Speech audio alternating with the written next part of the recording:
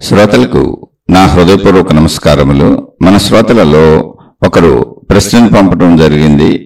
ఆ ప్రశ్న, మీరు చెబుతున్నటువంటి శీర్షికలలో ఆ జ్ఞానము వింటున్నాను, అనంత ఆత్మశక్తి ఉన్నది అని తెలుసుకొని అటువంటి భావనతో ఉంటే సరిపోతుందా? ఇదండి వీరి ఆత్మజ్ఞాన శీర్షికలు వింటున్నారు. అటువంటి భావనతో ఉంటే సరిపోతుందా? ఆ శక్తి ఉందని తెలుసుకొని ఆ భావనతో జీవిస్తుంటే సరిపోతుందా? ఇలాంటిదే ఇంచుమించు ఇంకొక ప్రశ్న పంపారు. నాకు ఆరోగ్య సమస్యలు లేవు, ఆర్థిక ఇబ్బందులు లేవు. అయితే నాకు ఎప్పుడూ ఒక ఆలోచన వస్తుంది, త్వరగా జన్మరాహిత్య స్థితి వచ్చి త్వరగా శరీరాన్ని ఎప్పుడు వదిలేద్దామా? అన్ని పనులు అయిపోయినాయి కదా, అంతా సెటిల్ అయిపోయింది కదా, ఎవరికి ఏ విధమైన ఇబ్బందులు లేవు కదా, ఎందుకు ఇక్కడ ఇంకా జీవించటం అనే భావన వస్తున్నది. ఒక్కొక్కసారి ఉన్న జీవితం సరిగా అనుభవించలేకుండా ఇదేం ఆలోచన అని కూడా అనిపిస్తున్నది. దీనిని గురించి ఏమైనా అవకాశం ఉంటే వివరముగా తెలియజేయగలరు? అనంత ఆత్మశక్తి అర్థమవుతుంది, ఆ శక్తి ఉన్నదని తెలిసింది, ఆ భావనలో జీవిస్తుంటే సరిపోతుందా? అలాగే తర్వాత ప్రశ్న అడిగినటువంటి వారు కూడా సంవత్సరాల నుంచి వింటున్నారు. వారు కూడా చాలా ప్రశ్నలు గతంలో అడిగి ఉన్నారు. వారికి ఏంటంటే అన్నీ బాగున్నాయి కదా, ఎందుకు ఇంకా జన్మరాహిత్య స్థితి వచ్చి శరీరం వదిలేస్తే? అంటే భౌతిక పరిస్థితులన్నీ బాగున్నాయి, ఎటువంటి ఇబ్బందులు లేవు, ఆర్థిక ఇబ్బందులు లేవు, కుటుంబ సంబంధమైన ఇబ్బందులు అటువంటివి లేవు ఏమి. ఆర్థికంగా కూడా చాలా స్థిరపడి ఉన్నారు. కాబట్టి జన్మరాహిత్యం పొంది శరీరం వదిలేసి వెళ్ళిపోతే అయిపోద్ది కదా, ఇంకా ఎందుకు ఇలా ప్రాణాలతో ఉన్నాను అని కాసేపు, తర్వాత అప్పుడప్పుడు మరలా ఎందుకు అసలు హాయిగా సుఖభోగాలు అనుభవిస్తూ డబ్బు ఉంది అన్నీ ఉన్నాయి కదా, అలా జీవించవచ్చు కదా, అవన్నీ వదిలేసి ఎందుకు ఇలా జీవించడం అని అనిపిస్తుంది. ఎందుకని డబ్బు వసతులు ఉన్నాయి కాబట్టి. ఇక్కడ ఈ ప్రశ్నలు రెండు గమనిస్తే మీరు ఆ భావనలో జీవిస్తే సరిపోతుందా అంటే, నేను అనంతాత్మశక్తినే అర్థమైంది, ఆ భావనలో జీవించటం అసలు కుదురుతుందా? ఎందుకని జీవించేది మనం శరీరంతో, అది భావన అంతే. ఆ భావన ఒక స్థిరమైనటువంటి సంపూర్ణ స్థితిని మనకు కలగజేస్తుంది. కానీ జీవించేటప్పుడు శరీరంతోనే జీవించాలి. శరీరానికి అన్ని రకాల అవసరాలు ఉన్నాయి. ఆహారం కావాలి, రోజు దాన్ని బ్రతికించుకోవాలి, శరీరాన్ని కాలకృత్యాలు తీర్చుకోవాలి, శుభ్రపరుచుకోవాలి, వేళకు నిద్రపోవాలి, మళ్ళీ మెలకు వస్తే మేలుకొని ఆ మేలుకున్న టైం అంతా. రెండవ ప్రశ్న అడిగా చెప్పారు ఇందాక, నాకు అన్నీ ఉన్నాయి, అన్ని సౌకర్యాలు ఉన్నాయి, ఇబ్బందులు లేవు. ఆ రెండవ ప్రశ్నలో మెలకు వచ్చిన కాడి నుంచి ఆ రెండవ ప్రశ్న వస్తుంది. అన్నీ ఉన్నాయి అనుకోండి, సౌకర్యాలు అన్నీ ఉన్నాయి. అప్పుడు ఏమనిపిస్తుంది? సౌకర్యాలు అన్నీ ఉన్నాయి, నేను ఆత్మశక్తిని వింటున్నాను, తెలుసుకుంటున్నాను, బాగుంది. కానీ ఎందుకు ఈ జీవించటం? ఎందుకని సౌకర్యాలు అన్నీ ఉన్నప్పుడు, ఇబ్బందులు లేనప్పుడు, బాధలు లేనప్పుడు. ఆ రెండవ ప్రశ్న చెప్పిన ఆయనది చాలా పెద్ద వయసు, మీరు అది గుర్తుపెట్టుకోవాలి. అన్నీ అయిపోయినాయి, కుటుంబ బాధ్యతలు కూడా అయిపోయినాయి, పిల్లలు కూడా పెద్దోళ్ళు అయిపోయారు, వృద్ధాప్య స్థితి అది. ఇప్పుడు ఎందుకు నేను ఉండి చేసేది ఏముంది, ఇక్కడ జీవించడానికి ఏముంది అన్నప్పుడు బహుశా ఆత్మజ్ఞానం ఆధ్యాత్మికత వింటూ కొంచెం మామూలుగా జీవిస్తున్నారేమో, మామూలుగా అంటే సామాన్య సుఖభోగాలతో. అప్పుడు మరి శరీరం ఏం చెబుతుందంటే, సుఖభోగాలు అనుభవించవచ్చు కదా, హాయిగా డబ్బు ఉంది కదా, అన్ని సౌకర్యాలు ఉన్నాయి కదా, మామూలుగా ఇలా బతకడం ఎందుకు, ఆనందంగా ఉత్సాహం తెచ్చుకొని సుఖభోగాలు అనుభవిస్తూ బతకొచ్చు కదా అంటుంది. లేకపోతే మనసులో ఆ క్వశ్చన్ పుట్టదు. అంటే ఇంకేదో నేను అనుభవించట్లేదు, తగ్గించుకు బతుకుతున్నాను, ఆధ్యాత్మికత పేరుతోనో లేకపోతే డబ్బు ఖర్చు పెట్టడం ఎందుకనో ఏ ఉంటాయి. ఆ భావాలు మనకు తెలియదుగా, వాళ్ళ సంపూర్ణ జీవిత భావాలు మనకు ఎలా తెలుస్తాయి, మనోభావాలు. కానీ ఇక్కడ మనిషికి ఇలాగే ఉంటుంది ఎవరికైనా, ఇది వాస్తవికత. ఆ భావనతో జీవించడం కుదురుతుందా అంటే, అసలు ఆ భావన అర్థమైంది మనకంతే, మాటల రూపంలో అర్థమైంది. ఆ భావనతో జీవిస్తే సరిపోతుందా అనే ప్రశ్న వచ్చింది అంటేనే అది భావరూపంలో ఊరుకునే విషయపరంగా అర్థమైంది, అనుభవం అవ్వలేదు. అది అనుభవం అయితే అసలు ఆ ప్రశ్న రాదు. ఎందుకు రాదు అంటే, ఇప్పుడు మనకు శరీర భావన ఉంది, నేను అనంతాత్మశక్తిని అనేటువంటి భావన కూడా అనుభవం అయింది. అది కూడా అనుభవం అనుకుందాం, ఇప్పుడేం తెలిసింది అంతే. అది అనుభవం అయితే అప్పుడు నేను ఆత్మశక్తిని అనేటువంటి శక్తి భావన అనుభవం అయినప్పుడు దాని లక్షణాలు మనలో, అంటే అనుభవం అంటే ఏంటి, దాని యొక్క స్వరూప స్వభావాలు మనకు ఆపాదించబడతాయి. అది మనకు ఆ గుణాలు వస్తాయి, అది అర్థమవుతుంది సంపూర్ణంగా. అది అర్థమైనప్పుడు మనకు ఆ గుణాలు, దాని స్వభావమో దాని స్వరూపమో మనలో కలిసినప్పుడు, మనకు ఆపాదించబడినప్పుడు, అది అనుభవం అంటే మనలో కలిసిపోతేనే అనుభవం అవుతుంది. అప్పుడు మనకేమనిపిస్తుంది అంటే, నేను నశించనటువంటి మరణము లేనటువంటి చైతన్య శక్తిని అంతే అనుభవించేది. ఇది ఏకశక్తి అంటే సృష్టి అంతా మనుషులు వేరుగా, చెట్లు వేరుగా, అన్ని వేరువేరుగా కనపడొచ్చు, కానీ ఏకశక్తిలోనే ఆ వేరువేరుగా ఉన్నాయి. శక్తి ఒకటే, అన్నిటికీ ఆధారమైన శక్తి. ఏకముగా శక్తిని నాకు చావు అనేది ఉండదు అంటే అనుభవం కలుగుతుంది. అంటే ఒక ఏకత్వ భావన కలుగుతుంది. ఏకత్వ భావన కలిగినప్పుడు ఏమవుతుంది, విరోధ భావన పోతుంది, విభేద భావన పోతుంది. అంటే ఎవరి మీద శత్రుత్వ భావాలు ఉండవు.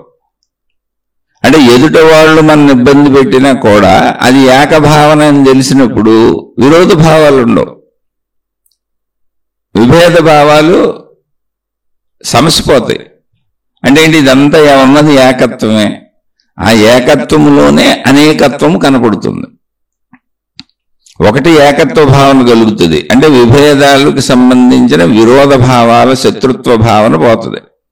అంటే చెడు పోతుంది, ఒక మాటలో చెప్పాలంటే నెగిటివిటీ పోతుంది, భయం పోతుంది, అలాంటి లక్షణాలన్నీ పోతాయి. భయము, విసుగు, చికాకు, కోపము, ఆదుర్ద, ఇలాంటి లక్షణాలన్నీ పోతాయి. ఎందుకని, ఏకత్వ శక్తి తెలియటం వల్ల. ఉన్నదంతా ఏకత్వ శక్తే. ఇప్పుడు అది తెలిసినాక తెలిసింది ఏంటి, ఏకత్వ శక్తి. ఏమని తెలిసింది, శక్తి అంతా ఒకటిగానే ఉందని తెలిసింది. ఓకే, అప్పుడు ఏమనుకున్నాం, విరోధ భావాలు పోతాయి. శక్తిగా అంతా ఒకటే, కానీ విడిగా ఉన్నదేం మారలా. సృష్టిగా అంతా వేరువేరే, సృష్టిగా అంతా వేరువేరే. అది మొదటి భావన ఉన్నది ఏది ఉందో అదే ఉంది. కానీ అందులో మనకి సృష్టిగా అంతా వేరువేరు అన్నప్పుడు ఏముంది, భయం ఉంది, బాధ ఉంది, దుఃఖం ఉంది, నెగిటివిటీ ఉంది, ఈర్ష్యసు ద్వేషాలు ఉన్నాయి, చెడు గుణాలు సమస్తం ఉన్నాయి. మన భయపెట్టే చెడు గుణాలు, అంటే మన ఇబ్బంది పెట్టే చెడు గుణాలు, భయపెట్టే చెడు గుణాలు ఉన్నాయి. మన వలన ఇతరులకు ఇబ్బందులు, బాధలు కలిగే చెడు గుణాలు ఉన్నాయి, అన్నీ ఉన్నాయి. ఎందుకని, వేరు భావన వలన నేను నా జీవితం నేను బ్రతకాలి అనేటువంటి ఒక భావన మనలో కలుగుతుంది సహజంగా. అది ప్రతి జీవికి ఉంటుంది, మనకే కాదు, జంతువులు అన్నింటికి, ప్రతి జీవికి ఉంటుంది. అది సహజ భావన. ఆ సహజ భావన నుంచి శక్తి భావన ఎందుకు తెలుసుకోవాలి అంటే, నిరంతరం ఎంత ప్రయత్నించినా, ఎన్ని పొందినా, ఎన్ని అనుభవిస్తున్నా తృప్తి లేక, అంటే పరిమిత భావనకి శరీరం నేనని, ఇప్పుడు తిన్నాను, కడుపు నిండింది అనుకోండి, ఇప్పటికి తృప్తి కలిగింది, మళ్ళీ మధ్యాహ్నం సాయంత్రం ఇలా తింటూ ఉండాల్సిందే. ఇంకా బతికినంతకాలం అలా బతికినంతకాలం కట్టుకుంటూ ఉండాల్సిందే. బతికినంతకాలం పంచేంద్రియములు అంటే కన్ను, ముక్కు, చెవి, నాలుక, మాటలు, నోరు మాట్లాడటం, అలా చర్మము, స్పర్శలు, మొత్తం శరీరానికి సంబంధించినటువంటి అన్ని కోరికలు తీర్చుకోవాల్సిందే, అన్ని అవసరాలు తీర్చుకోవాల్సిందే, వాటి కోసం ప్రయత్నించవలసిందే. అందులో కొన్ని జరుగుతూ ఉంటే కొన్ని జరగవు. రోజు ఇంతే జీవితం అంటే. మనం అనుకున్నది జరగడం, జరగకపోవటం, మనం అనుకోనిది ఏదో వచ్చి మన మీద పడిపోతూ ఉండటం. దానివల్ల శరీరము, శారీరక ఇబ్బందులు, మానసిక ఇబ్బందులు, ఆర్థిక ఇబ్బందులు, కుటుంబ ఇబ్బందులు, సామాజిక సమస్యలు అనేకం ఉత్పన్నమవటం. ఇంతే జీవితం. వాటి నుంచి ఎలా తప్పించుకుందాం అని మనం ప్రయత్నించడం, తప్పించుకోగలిగినప్పుడు, మనం కావలసినవి మనం అనుకున్నవి పొందగలిగినప్పుడు సుఖంగా ఉన్నాను, ఆనందంగా ఉన్నాను అనుకోవటం, తప్పించుకోలేనప్పుడు ఏవో వచ్చి మీద పడిపోయినప్పుడు, మనం అనుకున్నవి పొందలేనప్పుడు దుఃఖం కలుగుతుందన్న భావన. ఇంతే జీవితం మొత్తం, ఇంకేం లేదు. ఇది ఖచ్చితంగా శరీరపరమైన జీవితంలో ఇలాగే ఉంటుంది, పరిమిత భావన, నేను ఈ శరీరము అని. అలానే ఈ పరిమిత భావన అసత్యం కాదు. మీరు ఎప్పుడో ఒకటి గుర్తుపెట్టుకోండి, అయితే శరీర భావన నిజం, లేకపోతే శక్తి భావన నిజం అలా అనుకోబాకండి. అది నిజమైతే ఇది అబద్ధం, ఇది నిజమైతే అది అబద్ధం అలా అనుకోబాకండి. ఇప్పుడు శరీర భావనలో ఉన్న ఎవరికైనా శక్తి భావన కలిగి ఉండకపోవచ్చు, కలగదు, అది కష్టం, దాన్ని సాధన చేయాలి. అందుకే ఆత్మజ్ఞాన చదువు, ఆధ్యాత్మిక చదువు అని మనం శీర్షికలు చెప్పుకుంటున్నాం. అనేక మంది మహాత్ములు ఆ భావాన్ని పొందిన వాళ్ళు ఈ ఆత్మజ్ఞాన విద్యను అందించి వెళ్ళారు. నాయన ఇలా సాధన చేసుకోండి, తల్లి ఇలా సాధన చేసుకోండి అని. శరీర భావనలో సహజం, ఎవరైనా వేరు వేరే. నా తల్లిదండ్రులు ఉన్నారు, నేనున్నాను, వాళ్ళ నుంచే వచ్చాను, కానీ నేను వేరు వేరే. వాళ్ళు వేరు, నేను వేరు. ఎందుకని? నా తిండి నేను తింటేనే నాకు ఆకలి తీరుతుంది, వాళ్ళ తిండి వాళ్ళు తింటేనే వాళ్ళకి ఆకలి తీరుతుంది. ఇది సృష్టి ధర్మాలు, శరీర ధర్మాలు, సృష్టి ధర్మాలు. ఈ ధర్మాలకు అనుగుణంగా మన బుద్ధి, మన గుణం, మన స్వభావం, మన ప్రవర్తన ఉంటుంది. ఎందుకంటే అవన్నీ సత్యాలు, అవే మారవు. కాబట్టి నేను అనేటువంటి ఎంటిటీ ఎగ్జిస్టెన్స్ శరీరం ఉన్నంతకాలం ఉంటుంది. నేను శక్తిని తెలుసుకుంటే ఇదేం మాయమైపోదు. ఇది ఉండగానే అది కూడా తెలుస్తుంది, అంతే. అంతకుమించి అందులో పెద్ద విశేషం ఏం లేదు. ఇది ఉండగానే అది కూడా తెలుస్తుంది. అంటే ఎలా అంటే, ఇప్పుడు మన మామూలు జీవితం చూడండి, తల్లిదండ్రులకు మనం పుట్టాం, నేను అని మనకు తెలిసేటప్పుడు మనకు ఖచ్చితంగా తల్లిదండ్రులు ఉంటారు, వాళ్ళే పెంచుతూ ఉంటారు. అందువల్ల వాళ్ళ మీద ప్రేమాభిమానాలు ఉంటాయి. నా వాళ్ళు, నేననే భావంతో ఉంటాం. ఒకవేళ అన్నదమ్ములు, అక్క చెల్లెళ్ళు ఉండొచ్చు, అప్పుడు వాళ్ళు నేను అనే నా భావన, నా అన్నదమ్ములు, అక్క చెల్లెళ్ళు ఎవరుంటే వాళ్ళు నా వాళ్ళు అనే భావన, ఈ కుటుంబం నాదనే భావన. ఎందుకని? రోజు అక్కడే కలిసి బతుకుతున్నాను, వాళ్ళందరూ నాతో కలిసిమెలిసి ఉంటున్నారు, నాకు అన్ని ఏర్పాట్లు వాళ్ళు చేస్తున్నారు, వాళ్ళకి కావలసిన నేను చేయగలిగినవి చేస్తూ ఉంటాను, అలా ఇచ్చిపుచ్చుకుంటూ మాది ఈ కుటుంబం అని బతుకుతాం. అంటే అప్పుడు నా నేనుకు సంబంధించింది అది. అలా కాలగమనంలో కొంచెం ముందుకెళ్ళినాక స్నేహితులు వస్తారు, వాళ్ళు కూడా మళ్ళీ నేనులో చేరుతారు. ఇప్పుడు ఈ స్నేహితులు వచ్చి నేనులో చేరినాక తల్లిదండ్రులను వదిలేయలేదుగా, వాళ్ళు ఉండగానే మళ్ళీ నేను వ్యాప్తి చెందుతుందంతే. మొదటి నేను, ఆ మొదటి నేనులో ఉన్న ఖాళీ చేసి ఆ డబ్బాలో ఎన్ని ఖాళీ చేసి కొత్త ఆ డబ్బాలో పోయడం కాదు అక్కడ జరిగేది. మొదటి నేనే వ్యాప్తి చెందుతుంది. మొదటి నేనులో నేను, నా తల్లిదండ్రులు, నాన్నదమ్ములు, అక్క చెల్లెళ్ళు ఎవరినుంటే వాళ్ళు మేమనుకున్నాం, చిన్నతనం నుంచి ఆడుకుంటూ పాడుకుంటూ పెరిగి ఇది మా ఇల్లు అనుకున్నాం, ఇది మేము అనుకున్నాం, అలా ఫిక్స్ అయ్యి ఉన్నాం. అలా స్నేహితులు వచ్చారు, అదే నేనులో కలిశారు. ఆ తల్లిదండ్రులు అలాగే ఉన్నారు, అన్నదమ్ములు వాళ్ళు అలాగే ఉన్నారు. ఈ నేను వ్యాప్తి చెందింది, ఇంకొంచెం పెరిగింది, కలుపుకుంది. ఆ తర్వాత అలా పెరుగుతూ పెరుగుతూ స్నేహితులతో పాటు ఒకవేళ బంధుమిత్రుల్లో మనకు బాగా క్లోజ్గా ఉండి, దగ్గరగా ఉండి, మనకు మేలు చేసి మనకు ఆనందాన్ని కలిగించే వాళ్ళు ఎవరైనా ఉంటే వాళ్ళు కూడా కలుస్తారు వచ్చి, వీళ్ళంతా మా వాళ్ళే అని. అంటే నేను అలాగే ఉంది.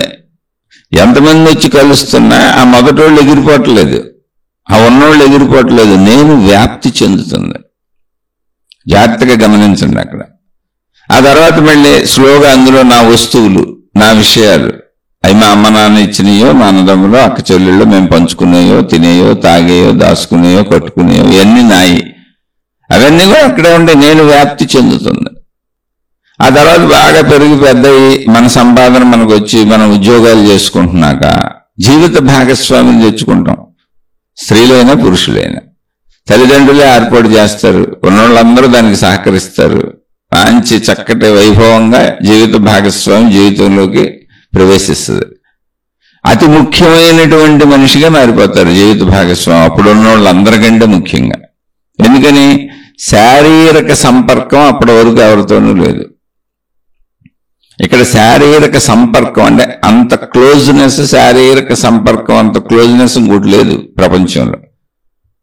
ఒక మనిషి ఇంకొక మనిషి శరీరాలు కలిసిపోతున్నాయి, అటువంటి ఏర్పాటు సృష్టి పెట్టింది. వాళ్ళిద్దరూ కలవటం వల్ల వాళ్ళ సంపర్కం చేత కొత్త శరీరాలు పుడుతున్నాయి. అంత ఆ సంపర్కము అనేది, అంత క్లోజ్నెస్ ఇప్పటి వరకు ఉన్న ఎవరితోనూ లేదు. వాళ్ళ శరీరం వేరు, నా శరీరం వేరు, శారీరక కలయికలు లేవు అక్కడ.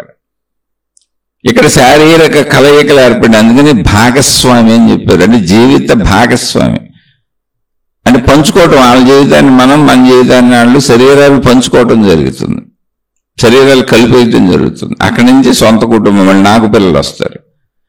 ఇప్పుడు ఇదంతా మీరు గమనిస్తే నేను వ్యాప్తి చెందటమే తప్ప నాకు తల్లిదండ్రులు ఉన్నారన్న విషయం నేను మర్చిపోలేదుగా. ఒకవేళ నేను పుట్టుకతో నాకు తాత ముత్తాతలు వాళ్ళు బతుకుంటుంటే వాళ్ళు కూడా గుర్తుంటారు నాకు.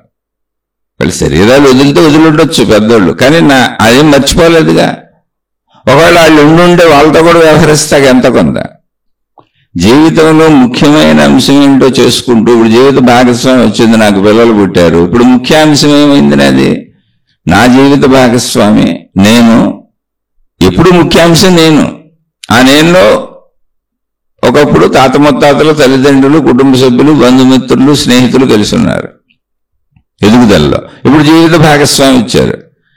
ఇప్పుడు నేను ఎప్పుడు ముఖ్యమే, కానీ వాళ్ళందరికంటే ముఖ్యం నా జీవిత భాగస్వామి అయ్యారు. ఎందుకంటే శారీరక సంపర్కము, నా శరీరాన్ని ఎదుటి వాళ్ళు పంచుకున్నారు, వాళ్ళ శరీరాన్ని నేను పంచుకున్నాను. మేము ఇద్దరం శరీరాలు కలిపేసుకొని పంచుకోవడం వలన ఒకరి జీవితాన్ని ఒకరు పంచుకుంటూ చెరుసగం చేసుకొని ఏక జీవితం చేసుకున్నాం.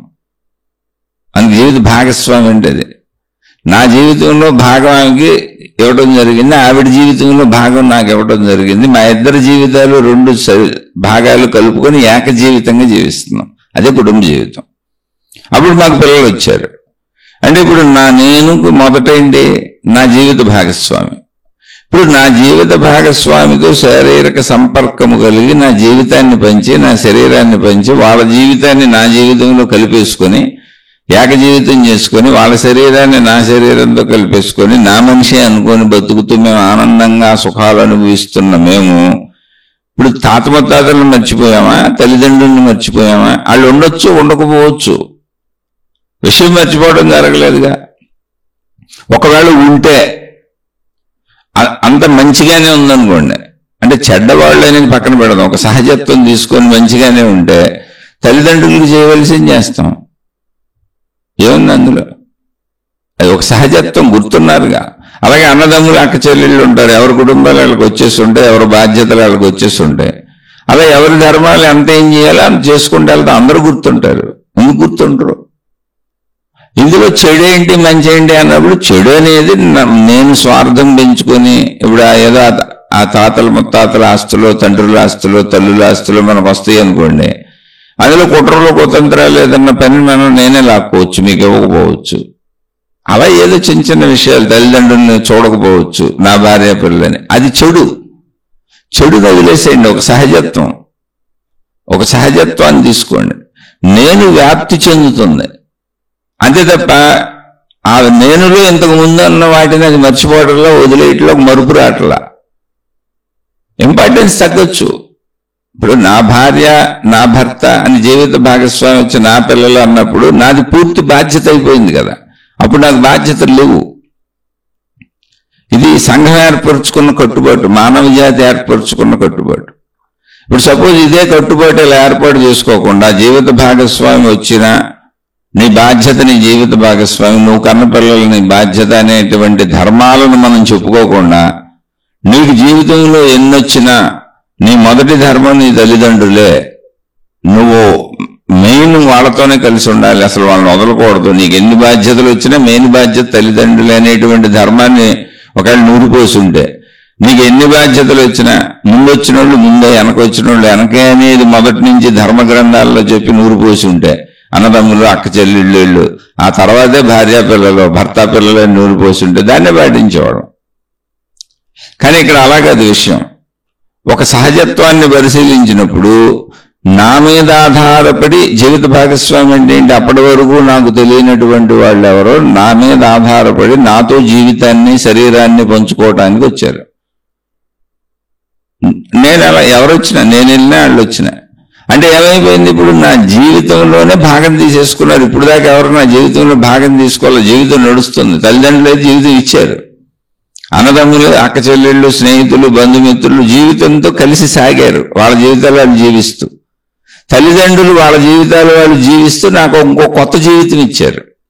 ఆ కొత్త జీవితానికి పునాదులు వేశారు.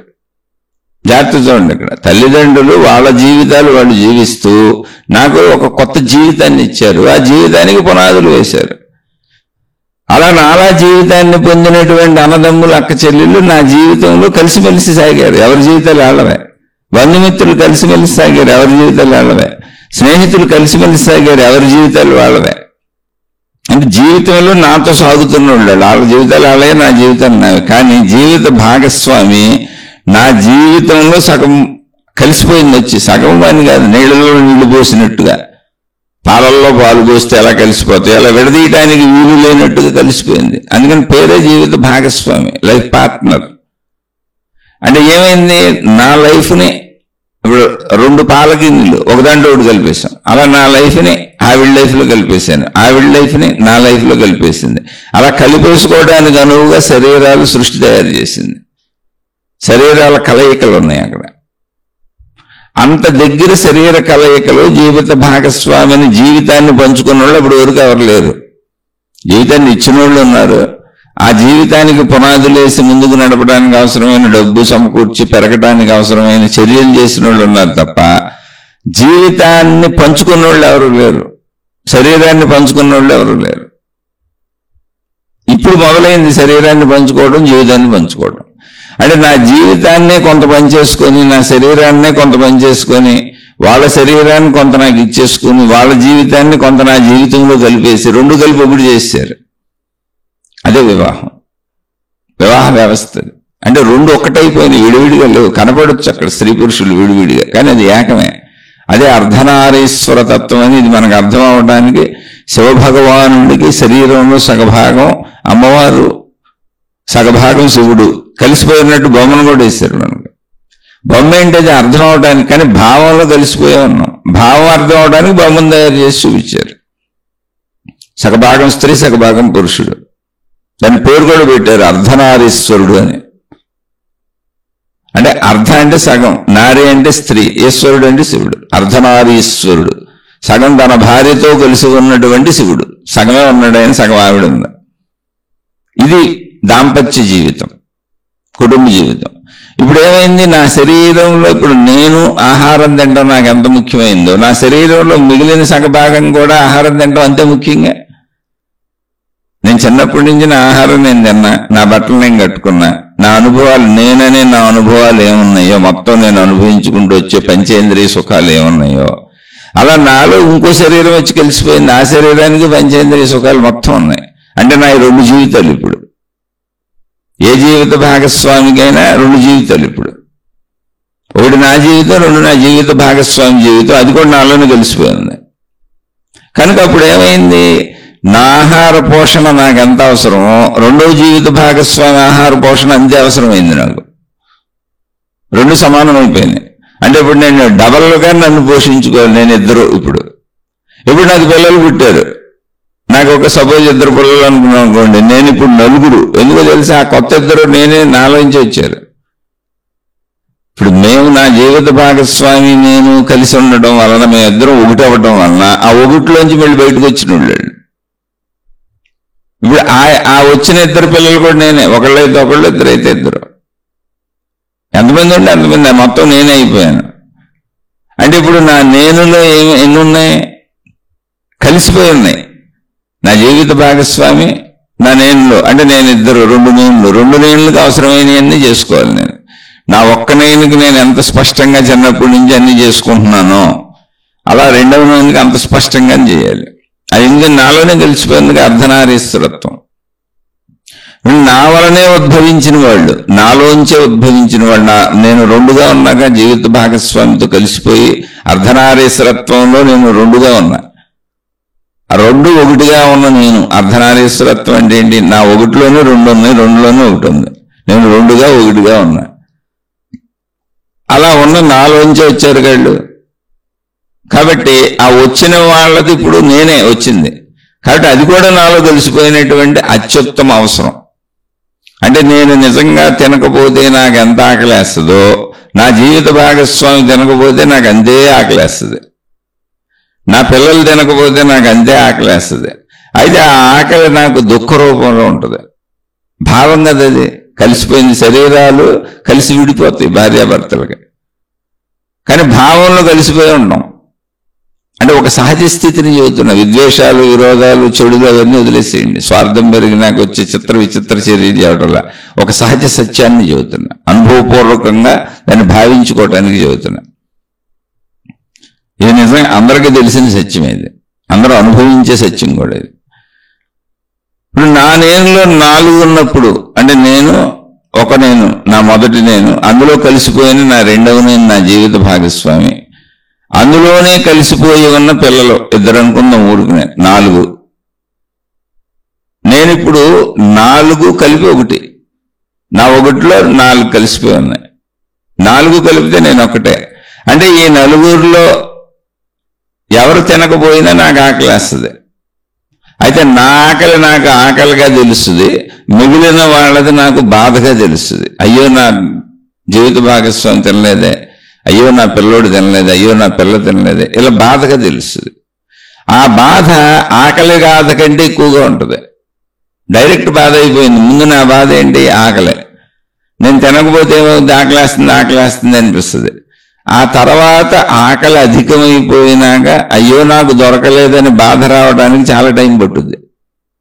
లేదు ఏముందిలే, ఈ పూట తినకపోతే సాయంత్రం తినొచ్చులే, రోజు తింటాను కాబట్టి అని బాధ పుట్టకపోవచ్చు కూడా. ఒక్కోసారి పరిస్థితులను బట్టి ఈ పూట తినలేదు, ఏముంది సాయంత్రం తిందాంలే అని బాధను వదిలేయించుకోవడం మనం. కానీ నా వాళ్ళు తినలేదు అన్నది ఆకలి బాధ తెలియదు కాబట్టి డైరెక్ట్ బాధ కింద వెళ్ళిపోద్ది. అలా నాలో ఉన్న నా వాళ్ళకి జరగనవన్నీ కూడా అనుభవాలుగా కాకుండా డైరెక్ట్ బాధగా వెళ్ళిపోతా ఉండే. నా వాళ్ళకి ఏం చేయలేకపోయాను ఎందుకంటే నేనే గాళ్ళు. ఇప్పుడు నాకు ఒక కాలులో ముళ్ళు గుచ్చుకుంది. ఆ కాలు నొప్పి నాకు తెలుస్తుందిగా. నా చేతికి దెబ్బ తగిలింది, నా చేయి నొప్పి నాకు తెలుస్తుందిగా. నా కంట్లో నలకబడింది, నా కంట్లో నలక నాకు తెలుస్తుందిగా, బాధ కలిగిస్తుందిగా. అలా నా శరీర అవయవాలు అనేకంలో ఎక్కడేం జరిగినా అది నాకు బాధ కలుగుతుందిగా. అలాగే నాలో కలిసిపోయిన నా వాళ్ళకి ఏం జరిగినా నాకు బాధ కలుగుతుంది. అయితే మరి ఇంతకుముందు నాలో కలిసిన వాళ్ళు కాదు, శరీర సంపర్కము లేదు, శరీర సంపర్కం చేత వచ్చిన వాళ్ళు కాదు, తల్లిదండ్రులైనా సరే. ఎందుకంటే నాకు శరీరానుభూతి లేదు, వాళ్ళకుంది. ఇప్పుడు నా పిల్లలు నేను వాళ్ళని భావించినంత వాళ్ళని భావించుకోరు, వాళ్ళు వాళ్ళ పిల్లలను భావించుకుంటారు. ఇక్కడే తల్లిదండ్రులు ఆ సత్యం కూడా తెలుసుకోవాలి, ఒక సత్యాన్ని కూడా తెలుసుకోవాలి తల్లిదండ్రులు. ఎందుకంటే శరీర సంపర్కముతో కలిగేటువంటి ఒక సహజమైనటువంటి క్లోజ్నెస్ అది నిజం, ఒక సత్యం. అది భావరూపం కాదు. శరీరాలు నిజంగా కలుస్తున్నాయి, సుఖపడుతున్నాయి, భోగాన్ని అనుభవిస్తున్నాయి. ఈరోజు అసలు వివాహ వ్యవస్థ వచ్చింది. అందుకే స్త్రీ పురుషులు అనేటువంటి విడివిడి సృష్టి అద్భుతంగా జరిగింది. సృష్టి చేసిన ఏర్పాటు. అంతకంటే క్లోజ్నెస్ ప్రపంచంలో ఉండడానికి ఛాన్స్ లేదు, అసలు లేదు. అన్నప్పుడు ఇక్కడి నుంచి ఈ కలయిక నుంచి వచ్చినవి అంటే నా జీవిత భాగస్వామి, నా పిల్లలు నాలో కలిసిపోయారు, అంతే, నేనైపోయాను. ఇప్పుడు వాళ్ళకి ఏం జరిగినా అది నాకు సుఖం అవుతుంది, వాళ్ళకి ఏం జరిగినా అది నాకు దుఃఖం అవుతుంది. మరి మిగిలిన వాళ్ళు తల్లిదండ్రులు, అన్నదమ్ములు, అక్క చెల్లెళ్ళు ఎవరికేం జరిగినా అది నాకు దుఃఖంగా ఉంటుంది, వాళ్ళకి జరిగింది సుఖంగానే ఉంటుంది. కానీ అది నాకు భిన్నంగా రెండవ వ్యక్తికి జరిగితే ఎలా తెలుస్తుందో అలా తెలుస్తుంది. క్లోజ్నెస్ లో దుఃఖభావం కలుగుతుంది. ఇప్పుడు స్నేహితుడికి బాధ వచ్చింది, పక్క స్నేహితుడికి బాధగానే ఉంటుంది, ఏం నవ్వుకోడు కూర్చొని. కానీ నాకు జరిగిన బాధ కాదు, నా పక్కవాడికి జరిగిన బాధ, స్వీయ బాధ కాదు అది. ఇప్పుడు పక్కవాడికి ముళ్ళు గుచ్చుకుంటే నొప్పి ఉంటుంది అనేది తెలుసు నాకు, ఎందుకని నాకు ముళ్ళు గుచ్చుకున్న అనుభవం ఉంది కనుక. కానీ నిజంగా నాకు గుచ్చుకోలేదు కాబట్టి నాకు బాధ తెలియదు, పక్కవాడికి బాధ ఉంటుందన్న విషయం మాత్రమే తెలుసు. అలా మిగిలిన సంబంధ బాంధవ్యాలన్నీ విషయపరమైనటువంటి భావాన్ని కలిగిస్తాయి. నాకు సంబంధించినవన్నీ స్వీయ ముళ్ళు గుచ్చుకుంటే ఎలా ఉంటుందో అలాంటి భావాన్ని కలిగిస్తాయి. ఇది ఒక సహజ సత్యము. ఇలా సాగుతున్నా కూడా అనుభవం అంటే అది ఎలా సాగుతున్నా అంత దగ్గర జీవిత భాగస్వామి అనే సంబంధాలు వచ్చేసి, పిల్లలనే సంబంధాలు వచ్చేసినా అన్నదమ్ములు అక్క చెల్లెళ్ళని మర్చిపోయావా? తల్లిదండ్రుల్ని మర్చిపోయావా? తాత ముత్తాతల్ని మర్చిపోయావా? అంటే నువ్వు బ్రతికుండగా చూసిన వాళ్ళు ఉండొచ్చు, ఉండకపోవచ్చు, వెళ్ళిపోవచ్చు, మర్చిపోయావా? వాళ్ళు నా వాళ్ళన్న భావన మర్చిపోయావా? మర్చిపోలేదుగా. కానీ ఏం జరిగింది? కానీ ఇంకోటి జరిగింది. నా జీవిత భాగస్వామి రానంత వరకు, అంటే నాలో నా జీవితంలో కలిసిపోయేటువంటి భాగం నాలోకి రాలా. అప్పటి వరకు జీవితంతో కలిసి సాగుతున్న వాళ్లే నాకు దగ్గరగా ఉన్నారు. ఆ రిలేషనే నాకు నాది అనుకున్నా. అంతకంటే ఎక్కువ తెలియదు నాకు. కాబట్టి వీళ్ళు నా వాళ్ళు అనుకుని, కానీ ఆ జీవితంతో సాగుతున్న వాళ్ళు, జీవిత భాగస్వామి నాలో కలిసిపోయిన వచ్చినప్పుడు ఆనందాన్ని అంత పొందినంత సుఖాన్ని ఇక్కడ ఎవరు ఇవ్వరు అసలు. అది వీళ్ళు నా వాళ్ళు అనుకుంటూ వచ్చేంతే. అందుకే మీరు గమనించండి, చిన్నప్పటి నుంచి తల్లిదండ్రులు పిల్లల్ని పెంచుతున్నా కూడా పిల్లల సినిమాలని, షికారులని, ఊర్లని, అటు వెళ్తామని ఇటు వెళ్తామని, పిక్నిక్లని రకరకాలుగా చేస్తుంటారు. కానీ తల్లిదండ్రులు వెంపర్లాడిపోతుంటారు. అమ్మో నా పిల్లలు గొప్పోళ్ళు అయిపోవాలి, అది అయిపోవాలి, ఇది అయిపోవాలి, వీళ్ళకి ప్రమాదాలు రాకూడదని. ఎందుకని?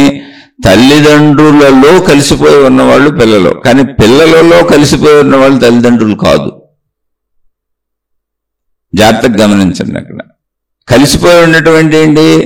తల్లిదండ్రులు ఎవరు? జీవిత భాగస్వామితో కలిసిపోయిన ఏక జీవితం. అందుకే తల్లిదండ్రులు ఒకటే. అది ఒకటే పదం. అది ఇద్దరుగా అనిపిస్తున్న ఏకత్వం, అర్ధనారీశ్వరత్వం. వాళ్ళల్లోంచి వచ్చిన వాళ్ళు పిల్లలు, అంటే వాళ్ళల్లోనే ఉండి వాళ్ళల్లోంచి వచ్చిన వాళ్ళు. ఇప్పుడు భావన కూడా వాళ్ళల్లోనే ఉంది. వాళ్ళు లేకపోతే వీళ్ళు లేరు. వీళ్ళ పిల్లల ఆవిర్భావానికి వాళ్లే కారణం. అప్పుడు ఏంటి? వీళ్ళు కూడా వాళ్ళు కలిసిపోయి ఉన్నారు భావరూపంలో, విడివిడిగా కనబడుతూ ఉండొచ్చు. కాబట్టి నాలో కలిసిపోయిన నా భాగాలు పిల్లలు కాబట్టి నాకు అనిపిస్తూ ఉంటుంది. అందుకని ఆ భాగాలను రక్షించుకుంటూ ఉంటాను నేను. అని పెంచి పెద్ద చేసేది అదే, నా భాగాలేవి. అది శాస్త్రాలు చక్కగా జ్ఞానం, మహాత్ములు కూడా చెప్పారు. ఆత్మావై పుత్రనామాసి అని. నీ స్వీయ ఆత్మయే, అంటే నీ స్వీయ శక్తి ఏది ఉందో, నీలో ఉన్న శక్తి ఏది ఉందో, నీ స్వీయ ఆత్మయే, నువ్వే పుత్రులుగా. పుత్రులు అంటే సంస్కృత పదం, స్త్రీలైనా పురుషులైనా. పుత్రులు అంటే మగపిల్లవాడని కాదు, పుత్ర అంటే సంస్కృత పదంలో పిల్లలు అని. నీ స్వీయ ఆత్మయే, ఆత్మావై పుత్రనామాసి. నీ పిల్లలుగా తిరుగుతుందంటే నీ పిల్లలుగా ఉంది నువ్వే. ఎవరు మరి నా నుంచే వచ్చారు? నా శక్తిగా. నా పిల్లలు అంటున్నాను కానీ అది నేనే. అందుకే నా కుమారుడు పేరు. నా కుమారుడు అంటే ఏంటి? నాకు మారుడు. నేనుండగానే నాకు ఇంకో రూపం, అది మారుడు. నాకు మారు రూపం, మరో రూపం. నాకు 2 రూపాలు ఉంటే అది ఒక రూపం ఇది, ఈ శరీరం నేను అనుకునేది. 2వ రూపం నా కుమారుడు, నా కుమార్తె నేనే. భూమి మీద అలాగే జరుగుతుంది. అందుకని నా కుమార్తె, నాకు మారురాలు, నాకు కుమారుడు, నాకు మారుడు. పేర్లు చూసుకోండి చక్కగా. వాళ్ళు నేనే. అంటే ఇది నాలో కలిసిపోయి ఉన్నాయి. ఇంతకు ముందు నుంచి అది తల్లిదండ్రులకి ఆ భావన ఉంటుంది పిల్లల పట్ల. పిల్లలకి మా పట్ల ఆ భావన ఉండాలని తల్లిదండ్రులు ఆశించకూడదు అసలు. ఎందుకని అది శరీర సంపర్కం చేత, కలిసిపోవటం చేత, కలయికల్లో సంభవిస్తున్న సృష్టి. అది మీకు జరిగింది, కానీ వాళ్ళకి కలయికలు అవలా. మీరు కలిస్తే వాళ్ళు పుట్టారు, వాళ్ళకి అది అనుభవం కూడా కాదు అసలు. వాళ్ళకి పుట్టుక అనుభవం కాదు. వాళ్ళు పుట్టిన కాడి నుంచి వాళ్ళ అనుభవం నేను, నా శరీరం. అందుకని ఎప్పుడూ తల్లిదండ్రులకి ముందుకెళ్ళిపోతుంటారు పిల్లలు. తల్లిదండ్రులకి పిల్లలు మాలో భాగం అని ఉంటుంది, కానీ పిల్లలకి మేము తల్లిదండ్రుల్లో భాగం అని తెలీదు. అనుభవం లేదు అక్కడ. అక్కడ వాళ్ళకి సొంత శరీర అనుభవం ఉంది. పుట్టిన కానీ మమ్మల్ని చూస్తున్న తల్లిదండ్రులు అన్నీ ఇచ్చేది మాకు తల్లిదండ్రులని హక్కుగా అన్నీ అడిగేస్తుంటారు. బట్టలు కొనిపెట్టి, చెప్పులు కొనిపెట్టి, అవి చదువుకుంటా, ఈ చదువుకుంటా, అవి కొనుక్కుంటా, ఈ కొనుక్కుంటా, ఆ ఊరు వెళ్తా, ఈ ఊరు వెళ్తా, ఈ బండి కావాలి, అది కావాలి, ఇది కావాలి. ఎవరి స్థాయిలో వాళ్ళు తెలియదు. ఎందుకని? నువ్వు ఇస్తున్నావు కాబట్టి. ఎవరి తల్లిదండ్రులను అడగరు. చాలా మంది తల్లిదండ్రులు పిల్లల్ని బానిసల్లాగా చూస్తారు. అంటే ఎక్కువ మంది ఉండరు, 1,000,000 మందిలో 10 మంది ఉంటారు. పిల్లల్ని బానిసల్లాగా చూసేటువంటి తల్లిదండ్రులు 1,000,000 మందిలో 10 మంది 20 మంది ఉండొచ్చు. మిగిలిన వాళ్ళందరూ పిల్లల కోసమే బతుకుతారు సృష్టి అంతా. తల్లిదండ్రులను అందరినీ తప్పనకూడదు అసలు. అందుకే మాతృదేవోభవ, పితృదేవోభవ అన్నారు. అది భావన వరకే తప్ప సహజ అనుభవంగా పిల్లలకు ఉండదు. పిల్లల అనుభవం ఏంటి వాళ్ళకి తెలిసిన కానీ నేను ఈ శరీరానికి అవసరమైనవి అన్నీ అడుగుతూ ఉంటారు వాళ్ళు తల్లిదండ్రులు. నేననే అనుభవాన్ని పెంచుకుంటూ ఉంటారు. వాళ్ళకి అనుభవం ఎప్పుడు వస్తుంది? అప్పటి వరకు వాళ్ళతో ఉండే వాళ్ళంతా తల్లిదండ్రులు కానీ, అన్నదమ్ములు కానీ, అక్క చెల్లెలు కానీ, బంధుమిత్రులు కానీ, తాత ముత్తాతలు కానీ ఎవరైనా సరే వాళ్ళతో ఉండేవాళ్ళంతా వాళ్ళ సొంత వాళ్ళగా భావించుకుంటూ జీవించుకుంటారు. కానీ శారీరక సంపర్కం అంత సొంత వాళ్ళు కాదు. ఈ శారీరక సంపర్కం ఎప్పుడైతే దగ్గరికి వచ్చిందో, జీవిత భాగస్వామి రావడం జరిగిందో, జీవిత భాగస్వామి అంటేనే జీవితంలో కలిసిపోవటం అన్నంగా అర్ధనారీశ్వరత్వం.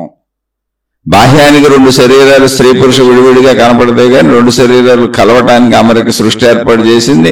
మానసికంగా ఇద్దరు మేము ఒకటే, ఇద్దరు హక్కుదారులు. అందుకే కొట్టుకుంటూ ఉంటారు, గొడవలు కూడా పడుతుంటారు.